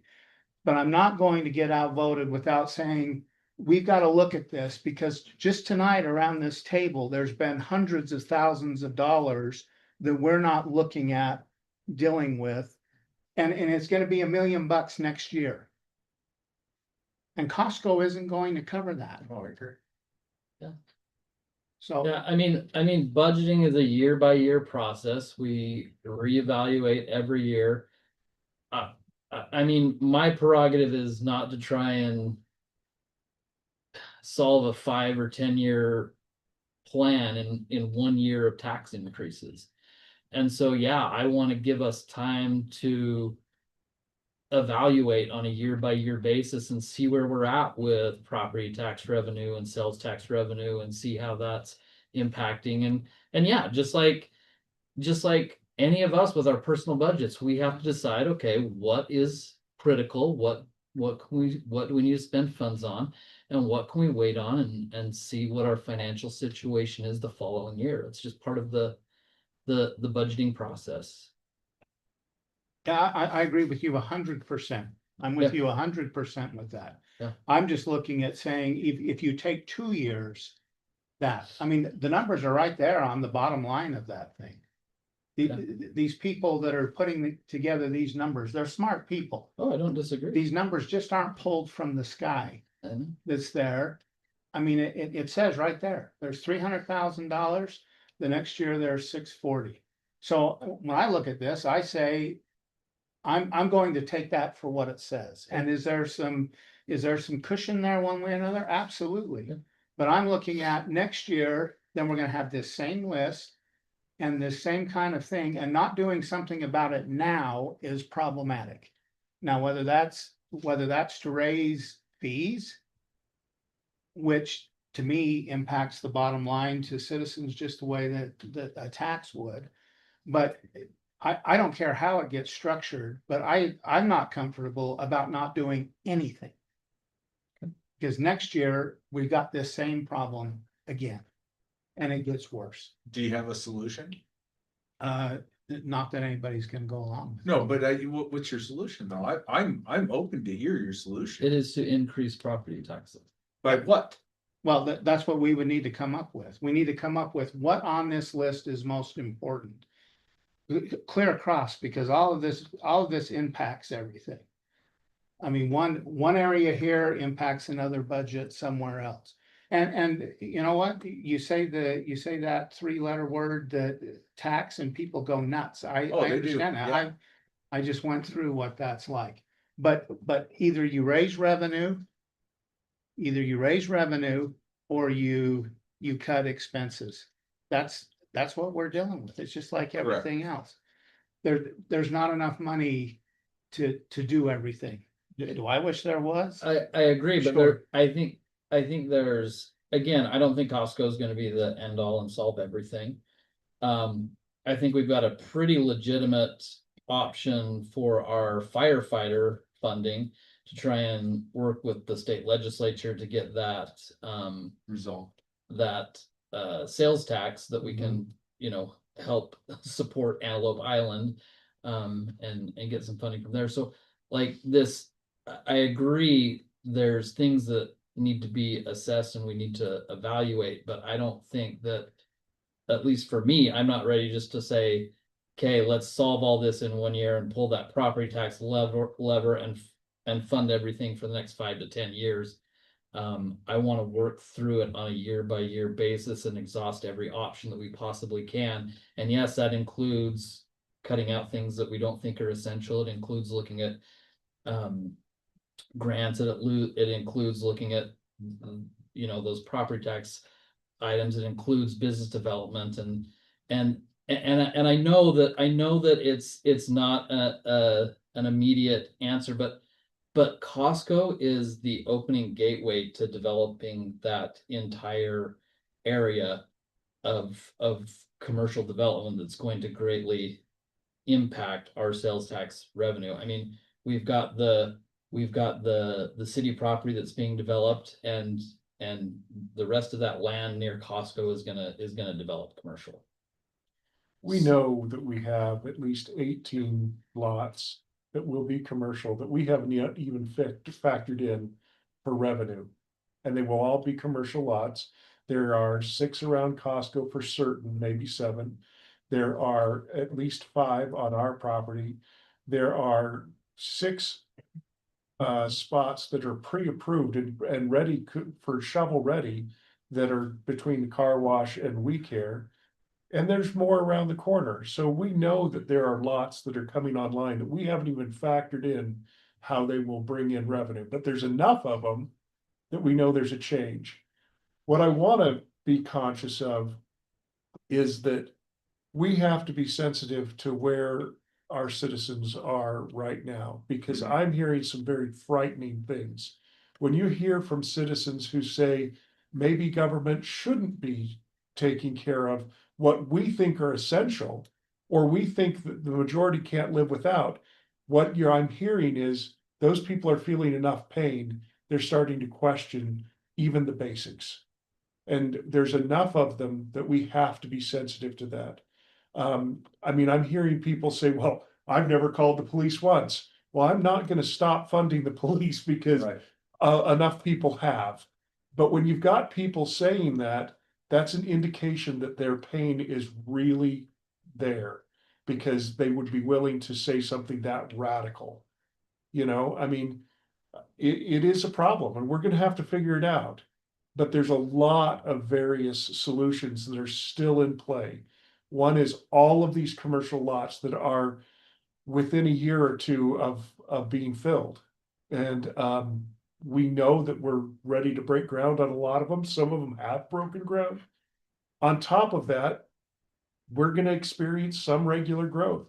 And we've done really well at finding some alternative sources for some of this stuff in grant funding. And I mean, where would we be if we couldn't have got all the water grants that helped us pay for these meters? I mean, yeah, it's a challenge that didn't pay for everything. And it sucked that it was a mandate from the state, but we found a way to cut it in half, and we can continue to do that. And I continue to work on that regularly.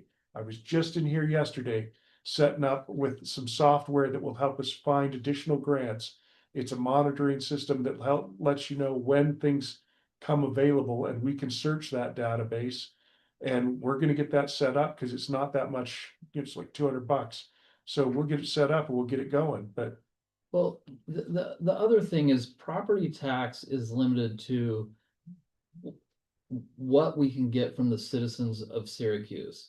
And once we pull that lever, it's never going back the other way. We never say, oh, let's have a property tax reduction. Yeah. We're not doing that.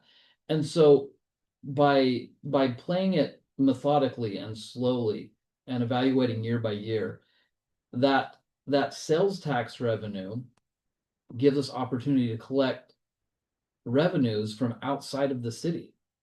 And that's where I think that's where the play comes in, and that's where the power is. But we've got to, in my mind, I've got to play it a little bit slow so that we don't overburden the citizens with property tax when we've got potential for this a little bit of a commercial boom here in the city. How much of the commercial boom has been taken into account in putting together these numbers? I'm assuming that. Other than Costco. no. Nothing. We don't. And Costco is speculative Costco's it's- close enough and speculative and They've given us. they some gave us numbers. actual numbers that their targets are, so Yeah. that helps. We've heard from a couple that don't even have building permits, what their projections are, but we knows, haven't yeah. factored them in because we don't even have, they don't even building permits. Costco's at least ready to open in a couple of months. I will say this, I think you're very intelligent, and this is a hard conversation to be had. I lose sleep almost every night worried about this, every night. And I guess it's better than the other reasons I used to lose sleep. So I'll take it. It's a trade-off to worry about the city budget, but I'm willing to have the hard conversation with you. I don't want to be avoidant about it. I can be a little bit of a jokester sometimes, put my foot in my mouth. I'm good at that, but this is a hard conversation, and that does mean a lot of what's here. You've done this longer than I have. Even though you know where I sit, I still am open to discussion because I have to be, because it's a team sport. We're all in this together, and I think we're all worried about the same thing. I would love to give every department head everything they've asked. I'd love to fund everything on this budget. But I also would love to build the ADU in the back of my house too, and it's just not in my budget, right? Like there's all these things. My kids ask to go to McDonald's, and sometimes the answer is no, right? So, but I don't want to avoid the conversation just because you feel like nobody's going to vote with you. Well, I Like, mean, and that's okay. I mean, that has happened before. but I respect you, and I want you to know that. I I would love to appreciate have the that. hard conversation with you. And I 100% respect what you're saying too. I'm not asking Right, for a look at fund the budget for the next 10 years. That's not what I'm doing. But I am saying we may need to look at something a little bit more broad to take care of the numbers that we've got this year. Yeah. And probably what we know next year, because we know that. right. We can deal with those kinds of things somewhat now. Yeah. And within the range of reason, I think, and maybe we do better, maybe we don't. But we can work in a range that makes sense. I mean, these are the numbers. I mean, I see $300,000 sitting Right. down in the bottom corner. I see another $300,000 is what the general fund deficit is right now. That's 600 grand. Right. So either we're gonna dip in the rainy day and bank on the future, or I'll gamble with you a little bit to do that. But we're gonna have to look at the different options. But even there that as well. has to be done responsibly, right? Right, Because we gonna bank that nothing bad yeah. happens. I mean, if we all had a And then crystal COVID ball, happened. we'd be in Well, there you white, go. I get that. But I don't, for me, I don't think these numbers are being fully addressed in the way that they should be. And I'm banking on these numbers. These aren't my numbers. Right. I didn't Right, come up right. with this. I mean, I've come in and met with staff to better understand the numbers. I mean, I don't know what more to do than to have the conversations and try to sit down and have the solutions. I don't know, maybe we need another budget summit. I don't feel like I comprehend all the numbers. Well, I think we're at a point where we can get through with the meetings that we have scheduled. So I don't see a point to have another retreat all day, because I think that the numbers, we are gonna have to make these tough decisions, whether we Yeah. put it in whether we add it to the tax or not, and that is your decision, the five of you, and I think that we can get through some of this. I do. At this point, we still have a couple of 5-year plans to talk about, so I'd like to move on to those. Because fundamentally, I don't think we solved this one tonight. But we are gonna have to continue to talk about whether we go any deeper into either the deficit funding or fees or taxes. And right now, we are on a no tax schedule. That can change. We are on a fee increase schedule because those were voted on at the retreat. That can change too, up or down. And at this point, we do have a minimal, we have a, well, for what 300,000 compared to our $29 million budget is not a lot, so I call it minimal, but we do have a deficit in our budget that may or may not grow. Because Steve, you included in that, I can't remember the number. You included in that email that you sent today, what the dollar amount was per. 1% was about 292,000. About 292. So any of you can go and you can look at the budget deficits and you can say, okay, if I want to fund X, Y, Z, whatever you think is critical, you can take that 282,000 and know that or 280, whatever, every 280,000 you add, you've got to be willing to add a 1% increase in property tax. So you can play with, we've got the data to play with the numbers and see what what you're comfortable with, but. That's 1% of. That'd be total 1% of, of your fund balance. So that's 1% of your total. Of your total Um, fund balance. yeah, that wouldn't be a 1%. That's not 1% tax. property tax. Oh, sorry. Yeah, because property tax is only a small it's But a you were gonna- minor portion of your total revenue. Were you gonna come up with that number? Because we usually have that number, what percentage? Yeah. To fund, When the county comes back with their appraisal. Okay, we're still waiting. The county is. And sadly, you'll get used to this, but every year they Yeah. wait till like June and sometimes past the voting meeting that we have. Well, I think we can extrapolate, we talked briefly about this, I think our real estate's probably at a 2 or 3% growth rate over prior year, but from some of the preliminary numbers I've seen. So, But based on what we had last year, you could probably give us an idea of what that looks like. yeah, last year it was almost a wash. There was hardly any growth, 2%, I wanna say. Might be $50,000, $100,000. It's not gonna generate a lot of money if you were to hold the rate to hold that value. I think what you're asking But, is, yeah, you gave us a number last time that was tied to, if we fund X amount, this is what the property tax. say to increase balance. would To be. balance. yes, because you Right. gave us the number last year in our budget retreat. That said, if you do a 1% increase in property taxes for Syracuse City portion of property taxes, it equates to an estimated X dollars in revenue. Right. Yeah. That's the number I'm saying. If Yeah. we had that I mean, it's a ballpark, right? But if we have that ballpark, any one of us can sit and we can say, okay, if I want to fund, we can look through all of our budgets that we have, and if I want to fund X, Y, and Z, I know that I need to apply a 5% or a 1% or a 10% property tax increase. And then anybody can look at that and say, okay, what am I comfortable with? What do I think is an absolute necessity? And this is what it equals as far as a property tax increase. But I do want to also chime in and say, we have never, ever in the history of all the time that I've been here, or every budget that I've looked over from historically, which isn't that many, because just a few years of historic, but never, ever funded every request. That's never, ever happened. And so I don't think the expectation should ever be that everything everybody requests happens. Well, because I think when we looked at that several years ago, it was like a 36% or something. 5 years ago, we looked at that and it was like a 90% Yeah, tax it's- increase to fund everything. When you look at funding everything, the numbers get large as Ridiculous. far as percentage of property tax increase.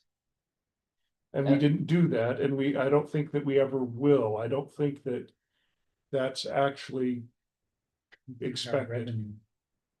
And I don't feel like you're saying to fund everything either. I No, feel like I'm you're saying, saying- look at these Yeah. deficits and let's make sure we're covering what we have. to Yeah, if cover. we're gonna take it a piece at a time, let's start taking a piece, Right, is what I'm saying. I right. understand. I think we're all kind of in agreement on that. We're just trying to figure out Yeah, how how and much. Yeah. where to look What? somewhere Right, else. yeah. It's great that we've kind of been presented. What did we say, where does the money go from those two homes? Roads. They were bought with Class C road funds to expand the road, so it goes back into the road fund. Road impact fee, not Class C. But it does come from roads, because it has to go to Sells roads. for $1 million. We do not have a choice on that. Take the Wendover, put it on black. Do we? that would be wrong, right? So If we sell them for more than our basis, You could take the can we, extra. can we take the extra and put it in general fund? debatable. I think you could argue that. I think you could argue against it too. It's not, though.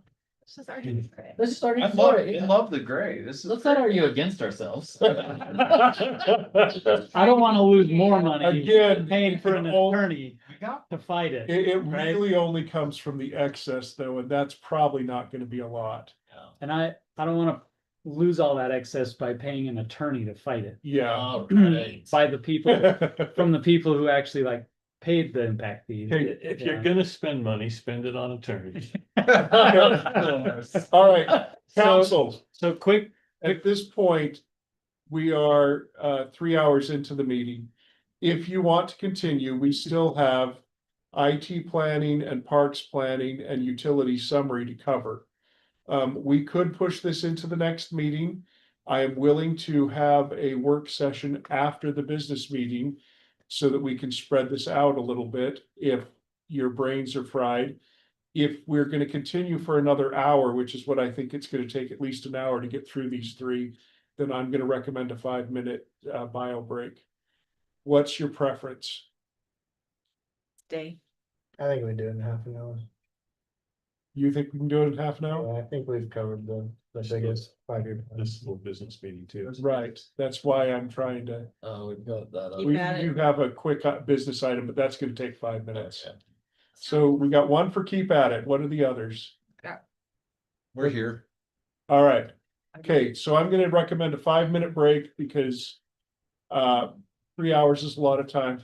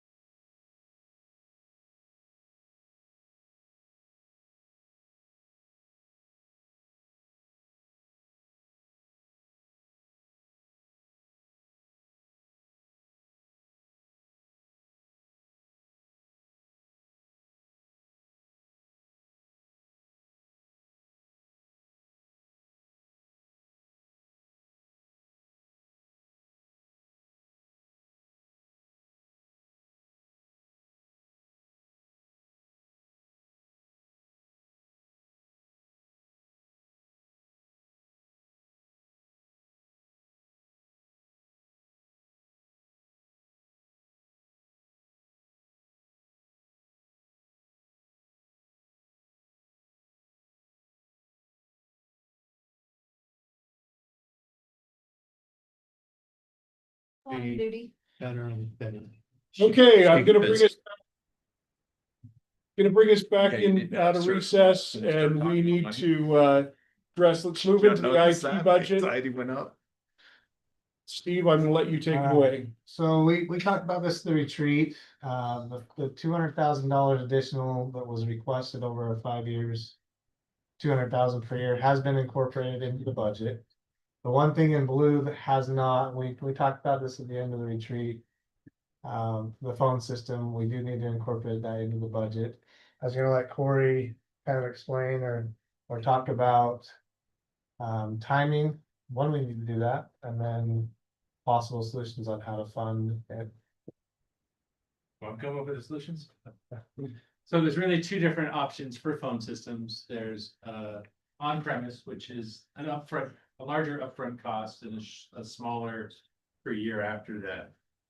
Or there is a cloud-based system, which is a consistent, it's a slightly more cost the first year, that then becomes a consistent amount over the next however long we have the system.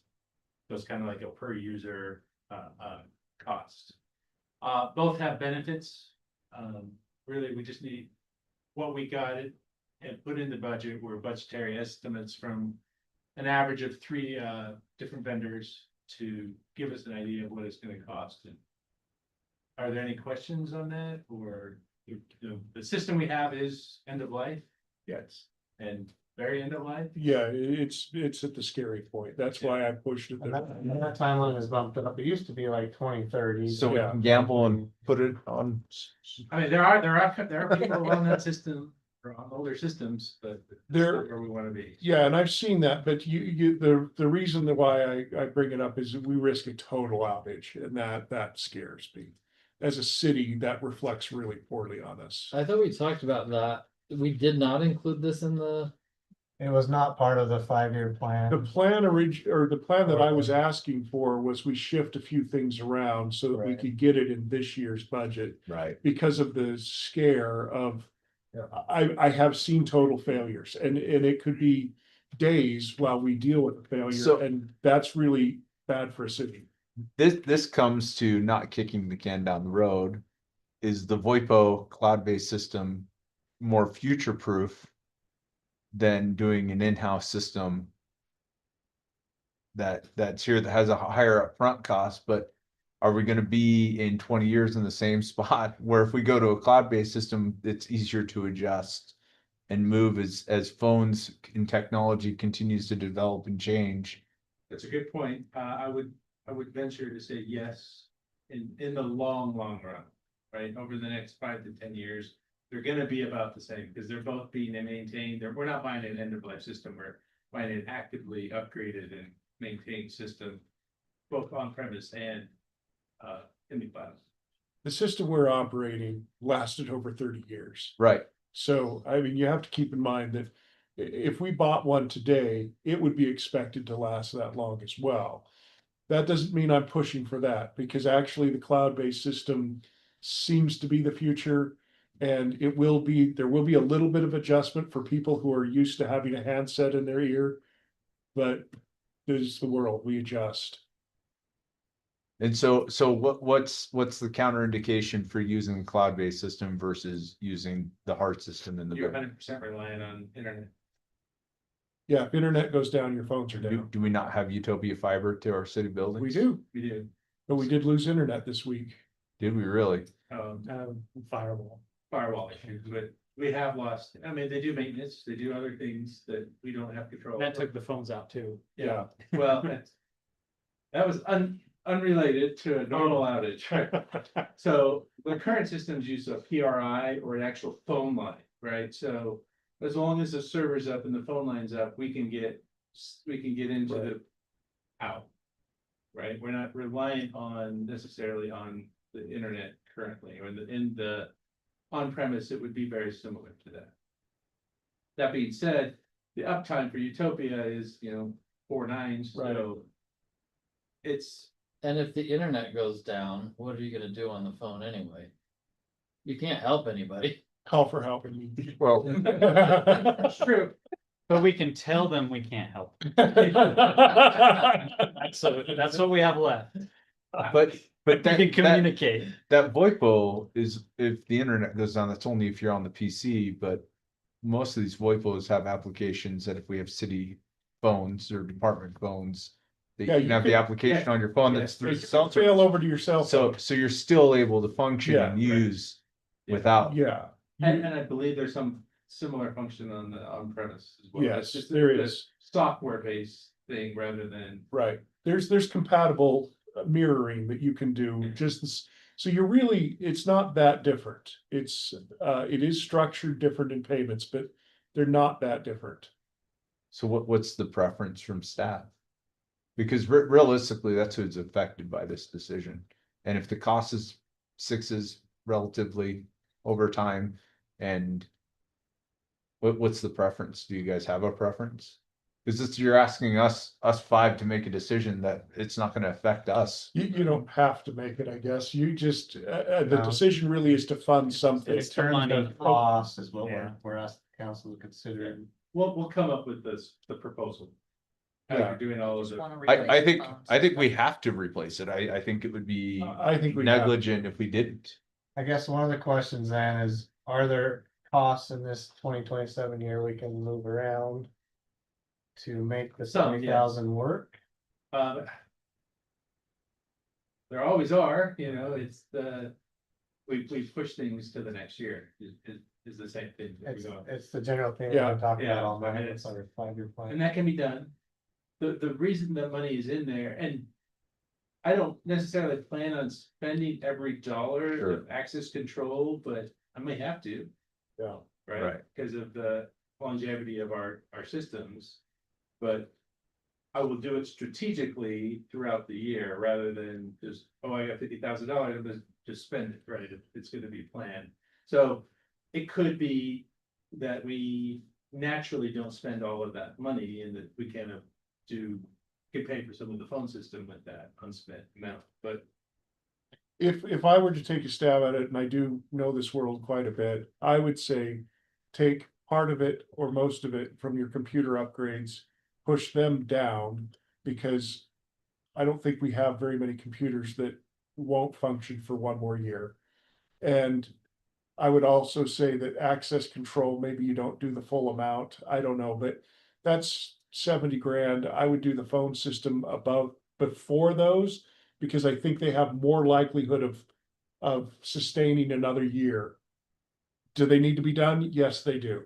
Access control, there is a real issue that it's old, but we're still locked up. I mean, it can, We could go real old. and I mean, keys. If we're looking at balancing, we're looking at a 10% of the total budget here. So we'd have to find 10% out of that. I think, all those I think that's an easy. I think we can I shift think we around have to to. make Yeah. that And work. I agree. I mean, And keep in mind, this is a separate fund. It's a fund that we wanna have contingency balances in case something happens, so we Yeah. don't necessarily wanna bring our cash balance To zero. down to zero. We do wanna have a buffer in there for unplanned things. But I mean, we need to be on a plan to regularly upgrade computers, but to be honest, we'd probably run an extra year in that cycle on everybody's, and probably there'll be some emergencies, but they won't be like, oh my gosh, I've lost total ability to work. just so you know, that includes fire and police. As Okay. well, so that's like rig laptops and patrol laptops. Those are the ones that get broken. Yeah, those are the higher. So So, it'd be a little nicer, their equipment. so I mean, what do you guys do? Save people from fires? Sometimes. With everything, there's choices for sure, so. You're right, I think- but I mean, look, I've been in that world and recommended to businesses a schedule for replacement, and yet I always go beyond my Yeah. life on computers. So I think we've got a year in them, except for ones that actually break. That's what I don't know. And the other option is if none of those are feasible, can you take a portion of this from your your general fund balance is a one-time transfer here to. Yeah, because 70,000 in the grand scheme of things is not much. Not on millions of dollars. That number is reflecting the highest amount, on the first year. On-prem. Right. Cloud is roughly half that. Yeah, so if we went to cloud, the number's cut in half, which is actually a pretty good number. But then the ongoing will be more. Yeah, like it would 15 or go 20,000 that down. a year. And that might be a better system anyways, just because it gives you flexibility year over year. Yeah, I mean, I think the only risk is cybersecurity, but most of those companies are. on good at phones, that that's anyway. not as big a risk. VoIP's now pretty standard. And just different functionality that we don't have, like recording and like that. Translating too. You can record it and translate the transcripts to another language. Anyway, so I don't want to draw this out. Are we okay to figure out a way to go forward in bumping the phone system up? Because I Yes. do really think that's system critical. All right. We'll work out the details, but you got approval. All right, Parks, you're up next. All right, 5-year plan for parks. The only things I want to really bring up are a couple points. Our wrap tax, I think we talked about this a little bit. That's It's a next. 10-year, it will be come due next year, so 2027 would be the initiative on the ballot if the council wants to put it on there to renew. That's one of our funding sources when Brody pulls it up in one of our columns. And let me just chime in on that right here, because if anybody has a serious objection, tell me now, but almost every city in the county does it now. So in one form or another, there's some variations on it, but if you go to every other city and you're kicking into their parks and rec, why should we do the same and have them kick into ours? So if you feel differently, that's fine, but I would like to proceed with the idea that it's been very beneficial. We can point to lots of successes, and I think it would pass. What tax is that? It's a wrap. It's called Recreation, Arts and Parks. It is a percent of sales tax, tiny little percent, like a quarter Oh, of a percent. 0.1. 0.1. Oh, 0.1, even less. and it's a ballot initiative? And it's passed on a 10-year basis. The citizens get to vote whether they're gonna pay it or not. Let them vote on it. But, oh yeah, but you vote to put it on the ballot. Done. And why wouldn't you let them choose? Yeah. So, so I think that we start the year understanding we're gonna put it on the ballot. And I'm gonna promote the heck out of it, because for that tiny little amount, everyone wins something. We've Right. had new playgrounds, we've had new art programs, Right. we've got concerts, all of this stuff is paid for through that in some way, small portion. It's a no-brainer. And voters never vote against it. Yeah. Anywhere. They approve. It's almost always passed. Well, and then they don't get to yell at us for it. They voted. They voted for it. So 2 other points with this plan contemplates the sale of the Hot Triangle property going back in here to fund the line for blue with the cemetery expansion. There's 2 big projects on the horizon that aren't funded on this 5-year plan. That's the regional park phase 2. And a future community center expansion that we want to consider in at least our 5-year plan. Those are 2 pretty big ticket items. Those are that- both not on this year. No, They're they're not even they're on the years 5-year out. plan. They're not even, In terms of placement, they're just down here at the bottom as future considerations. yeah. And these are unfunded. Yes. And I'm already working on other ways to fund at least one of them. I don't think that we've got a chance of funding them both at the same time, but I think that we might. I mean, that's what we have to do. We have to find alternate funds. We just don't have money in this fund. Both are critical as the city continues to grow. We've maximized our community center usage. We split it between 2 and 3 sessions of junior jazz. All of our parks currently are programmed to the max, so it'll be nice to have this 10 acres come online this next year. But as the city continues to grow, population grows, these are considerations we'll need to plan for. I mean, I'm really working on any other funding we can find. We'll have to find it. I heard this new plan Minnesota's using where they start some leering centers and Oh, geez. Oh, Stinky Fish, the Stinky Fish Clearing Center, yeah. They teach you how to fish in the. That's what happens when we stay here too long. So, but we'll find a way. We'll find some other way. We got to, because. So we're gonna go open one of those in Minnesota to fund. To fund it here. Perfect. Last thing on the packet item is utility fee summary of everything we've talked about, as well as operational increases. So on the last page of the document, I don't know if you can pull that up. Thank you. This shows a summary of everything. So we talked about the 3 new parks employees. That's the cost for those. Emergency dispatch fee, that's the full $395,000 as a utility fee. So that's $5 of the $789. The remaining $289 are operational. Their water supply increases. They're part of funding our 5-year IT plan we just talked about. We talked about the customer portal for our meters or tower reads. We talked about the new superintendent. And then our employee compensation and benefits plans. That's our current plan that we've been working on. $7.89 increase in total across 6 utility funds. You can kind of see there at the bottom where we currently sit. We're still quite low, and keep in mind that we don't know how those are all gonna raise funds and fees and taxes as well, so. $7.89 a month each month. Yeah, Per user per month, Across, Possibly. across how many? 6 different, 6 different utility funds. this is. Yeah, I think we agreed on this. What's that 789 up? That's 1789 In addition to increase to utility what it is now. 118.86, so you're. So people are paying 126, 118 a yeah, month. 127. It would put you in between Layton and Roy, assuming they didn't raise any rates, which would still be middle of the pack. there's still a lot higher out there. Farmington, look at them, they're at 150. I don't like Farmington.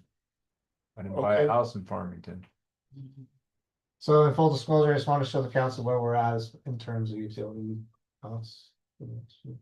So the nice thing with these, to go to what was brought up earlier, is it does capture all the residents and not just Yeah. Renters property as well. owners. Yes. Everyone is affected by this instead of just pushing it to property owners. Yes, which is good. It's a way better way to do it if we're gonna do it. It's Yeah. distributed over, every You, property. you live here, Yeah, you yeah. pay for it, Yeah. yeah. So our high density housing actually pays a fair share. That's Yeah. right. Even, tax exempt, companies. They pay. They pay utility fees. So people who would not have to pay property tax. And they use water. Right, They use road. right. Those things. So does anybody have an issue you want to bring up with this, or we're gonna I don't like proceed it, but as if we have agreed? Does the temple help us at all? In what way? Spiritually, yes. It depends on how you're asking. They do pay their utility fees. They do pay utility fees, just like everybody else. So- They have their little okay, go on. If you're talking economic impact, they don't pay property tax. There's no sales tax, but they do tend to raise property values in a community, which then generates more tax, but Which only hurts residents. that just, and brings people from out of the city into the city. Who may or may not spend money Say here. that there's. Who then go to there's third nothing- and creamery. Yeah, Those so- are the. or is that be? Sorry, and they do pay. Deputies, depending on which end you came from. They Right. do pay Go to the utility 193, I yeah. know, Some, but not all. As a disclaimer. Some, but not all, a big $100 a month. Whoa. Churches and Not institutions anymore. will pay the park maintenance fee. Is that their own parks? What? If they're not individuals. They're not single family homes.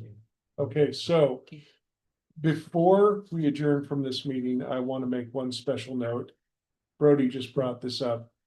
Compliments to the debate that happened here tonight. That's the way it's supposed to happen. You all talk to each other, you listen to each other, you did seek solutions, and nobody walked away wanting to kill the other. And you know what? I mean, for all the nights that I've been through very many different councils, and some of them say, oh my gosh, I'll meet you in the parking lot, or effectively, I will hate you for the next 2 months. That sounds fun. Really good. Thank debate. you Yeah. for being awesome, because if we debate like that, we will hit everybody's points and we will find solutions. And we'll be able to talk about hard things. So I really appreciate that, and kudos to you, and I'm excited for what we'll do in the future. I'm gonna adjourn us from this meeting so that we can convene a special business meeting, because we do have a project that was awarded or that was closed its bidding, so we're gonna award that so that we can move forward. So I call to order a special business meeting of Syracuse City Council. I need a motion to adopt our agenda of 2 items, one of which is adopt the agenda. Motion to adopt? Second. Motion made and seconded, all in favor? Aye. Any opposed? And then we authorization to administrate and to execute contract for 3000 West Roadway and Signal Project. We had several bids, 3 bids. Let Steve go over it. Yeah, so we had 3 bids. This project had quite a few different elements to it. So there is a 3000 West roadway with a raised median. There is the emergency signal for the fire station to get their fire apparatus in and out. There's the Bison roundabout with the sculpture. There's also the future park expansion with the parking lot on both the east and west sides of the current. And then we're also doing some drainage from the dog park out. We're having some drainage issues there. So all that combined in this project, we had 3 actual bidders. The low bid was Leon Polson at $640,723. Probably because he's already doing part of the roundabout. I want to clarify one thing, though, that Yes. you said the bison is actually paid for separately. Yes, This is the footings to Yeah, put it yeah. on, The footings, the irrigation, and the the rock wall, rock wall, all that. but the bison itself's already. Is that paid for the separately. utility to fight it too? Yes. So it did come in under budget expectations, which is great. We did it through 4 different funds, it looks like there, so. Any questions to the council on this? This is a huge savings. I'm glad we were able to realize it. Why are we having problems with drainage at the dog park? The sidewalk over there is effectively acting as a barrier, so when the water rains, it slopes to that low point and just pools along the sidewalk. Along the on south sidewalk. side. Hmm. So we're looking So- to do a perforated drain along there. And do some sloping, so we'll actually get the water. But we can get a drain in there, and we'll get it fixed. I move that we authorize administration to award contract for 3000 West Roadway and Signal Project to Leon Polson. Second. Moved and seconded, all in favor? I Any opposed? Okay, seeing that that's the last item on our agenda, I will take a motion to adjourn. I make a motion that we adjourn. Motion made and seconded, all in favor? Aye. We are adjourned. Thank you all again. Really good meeting.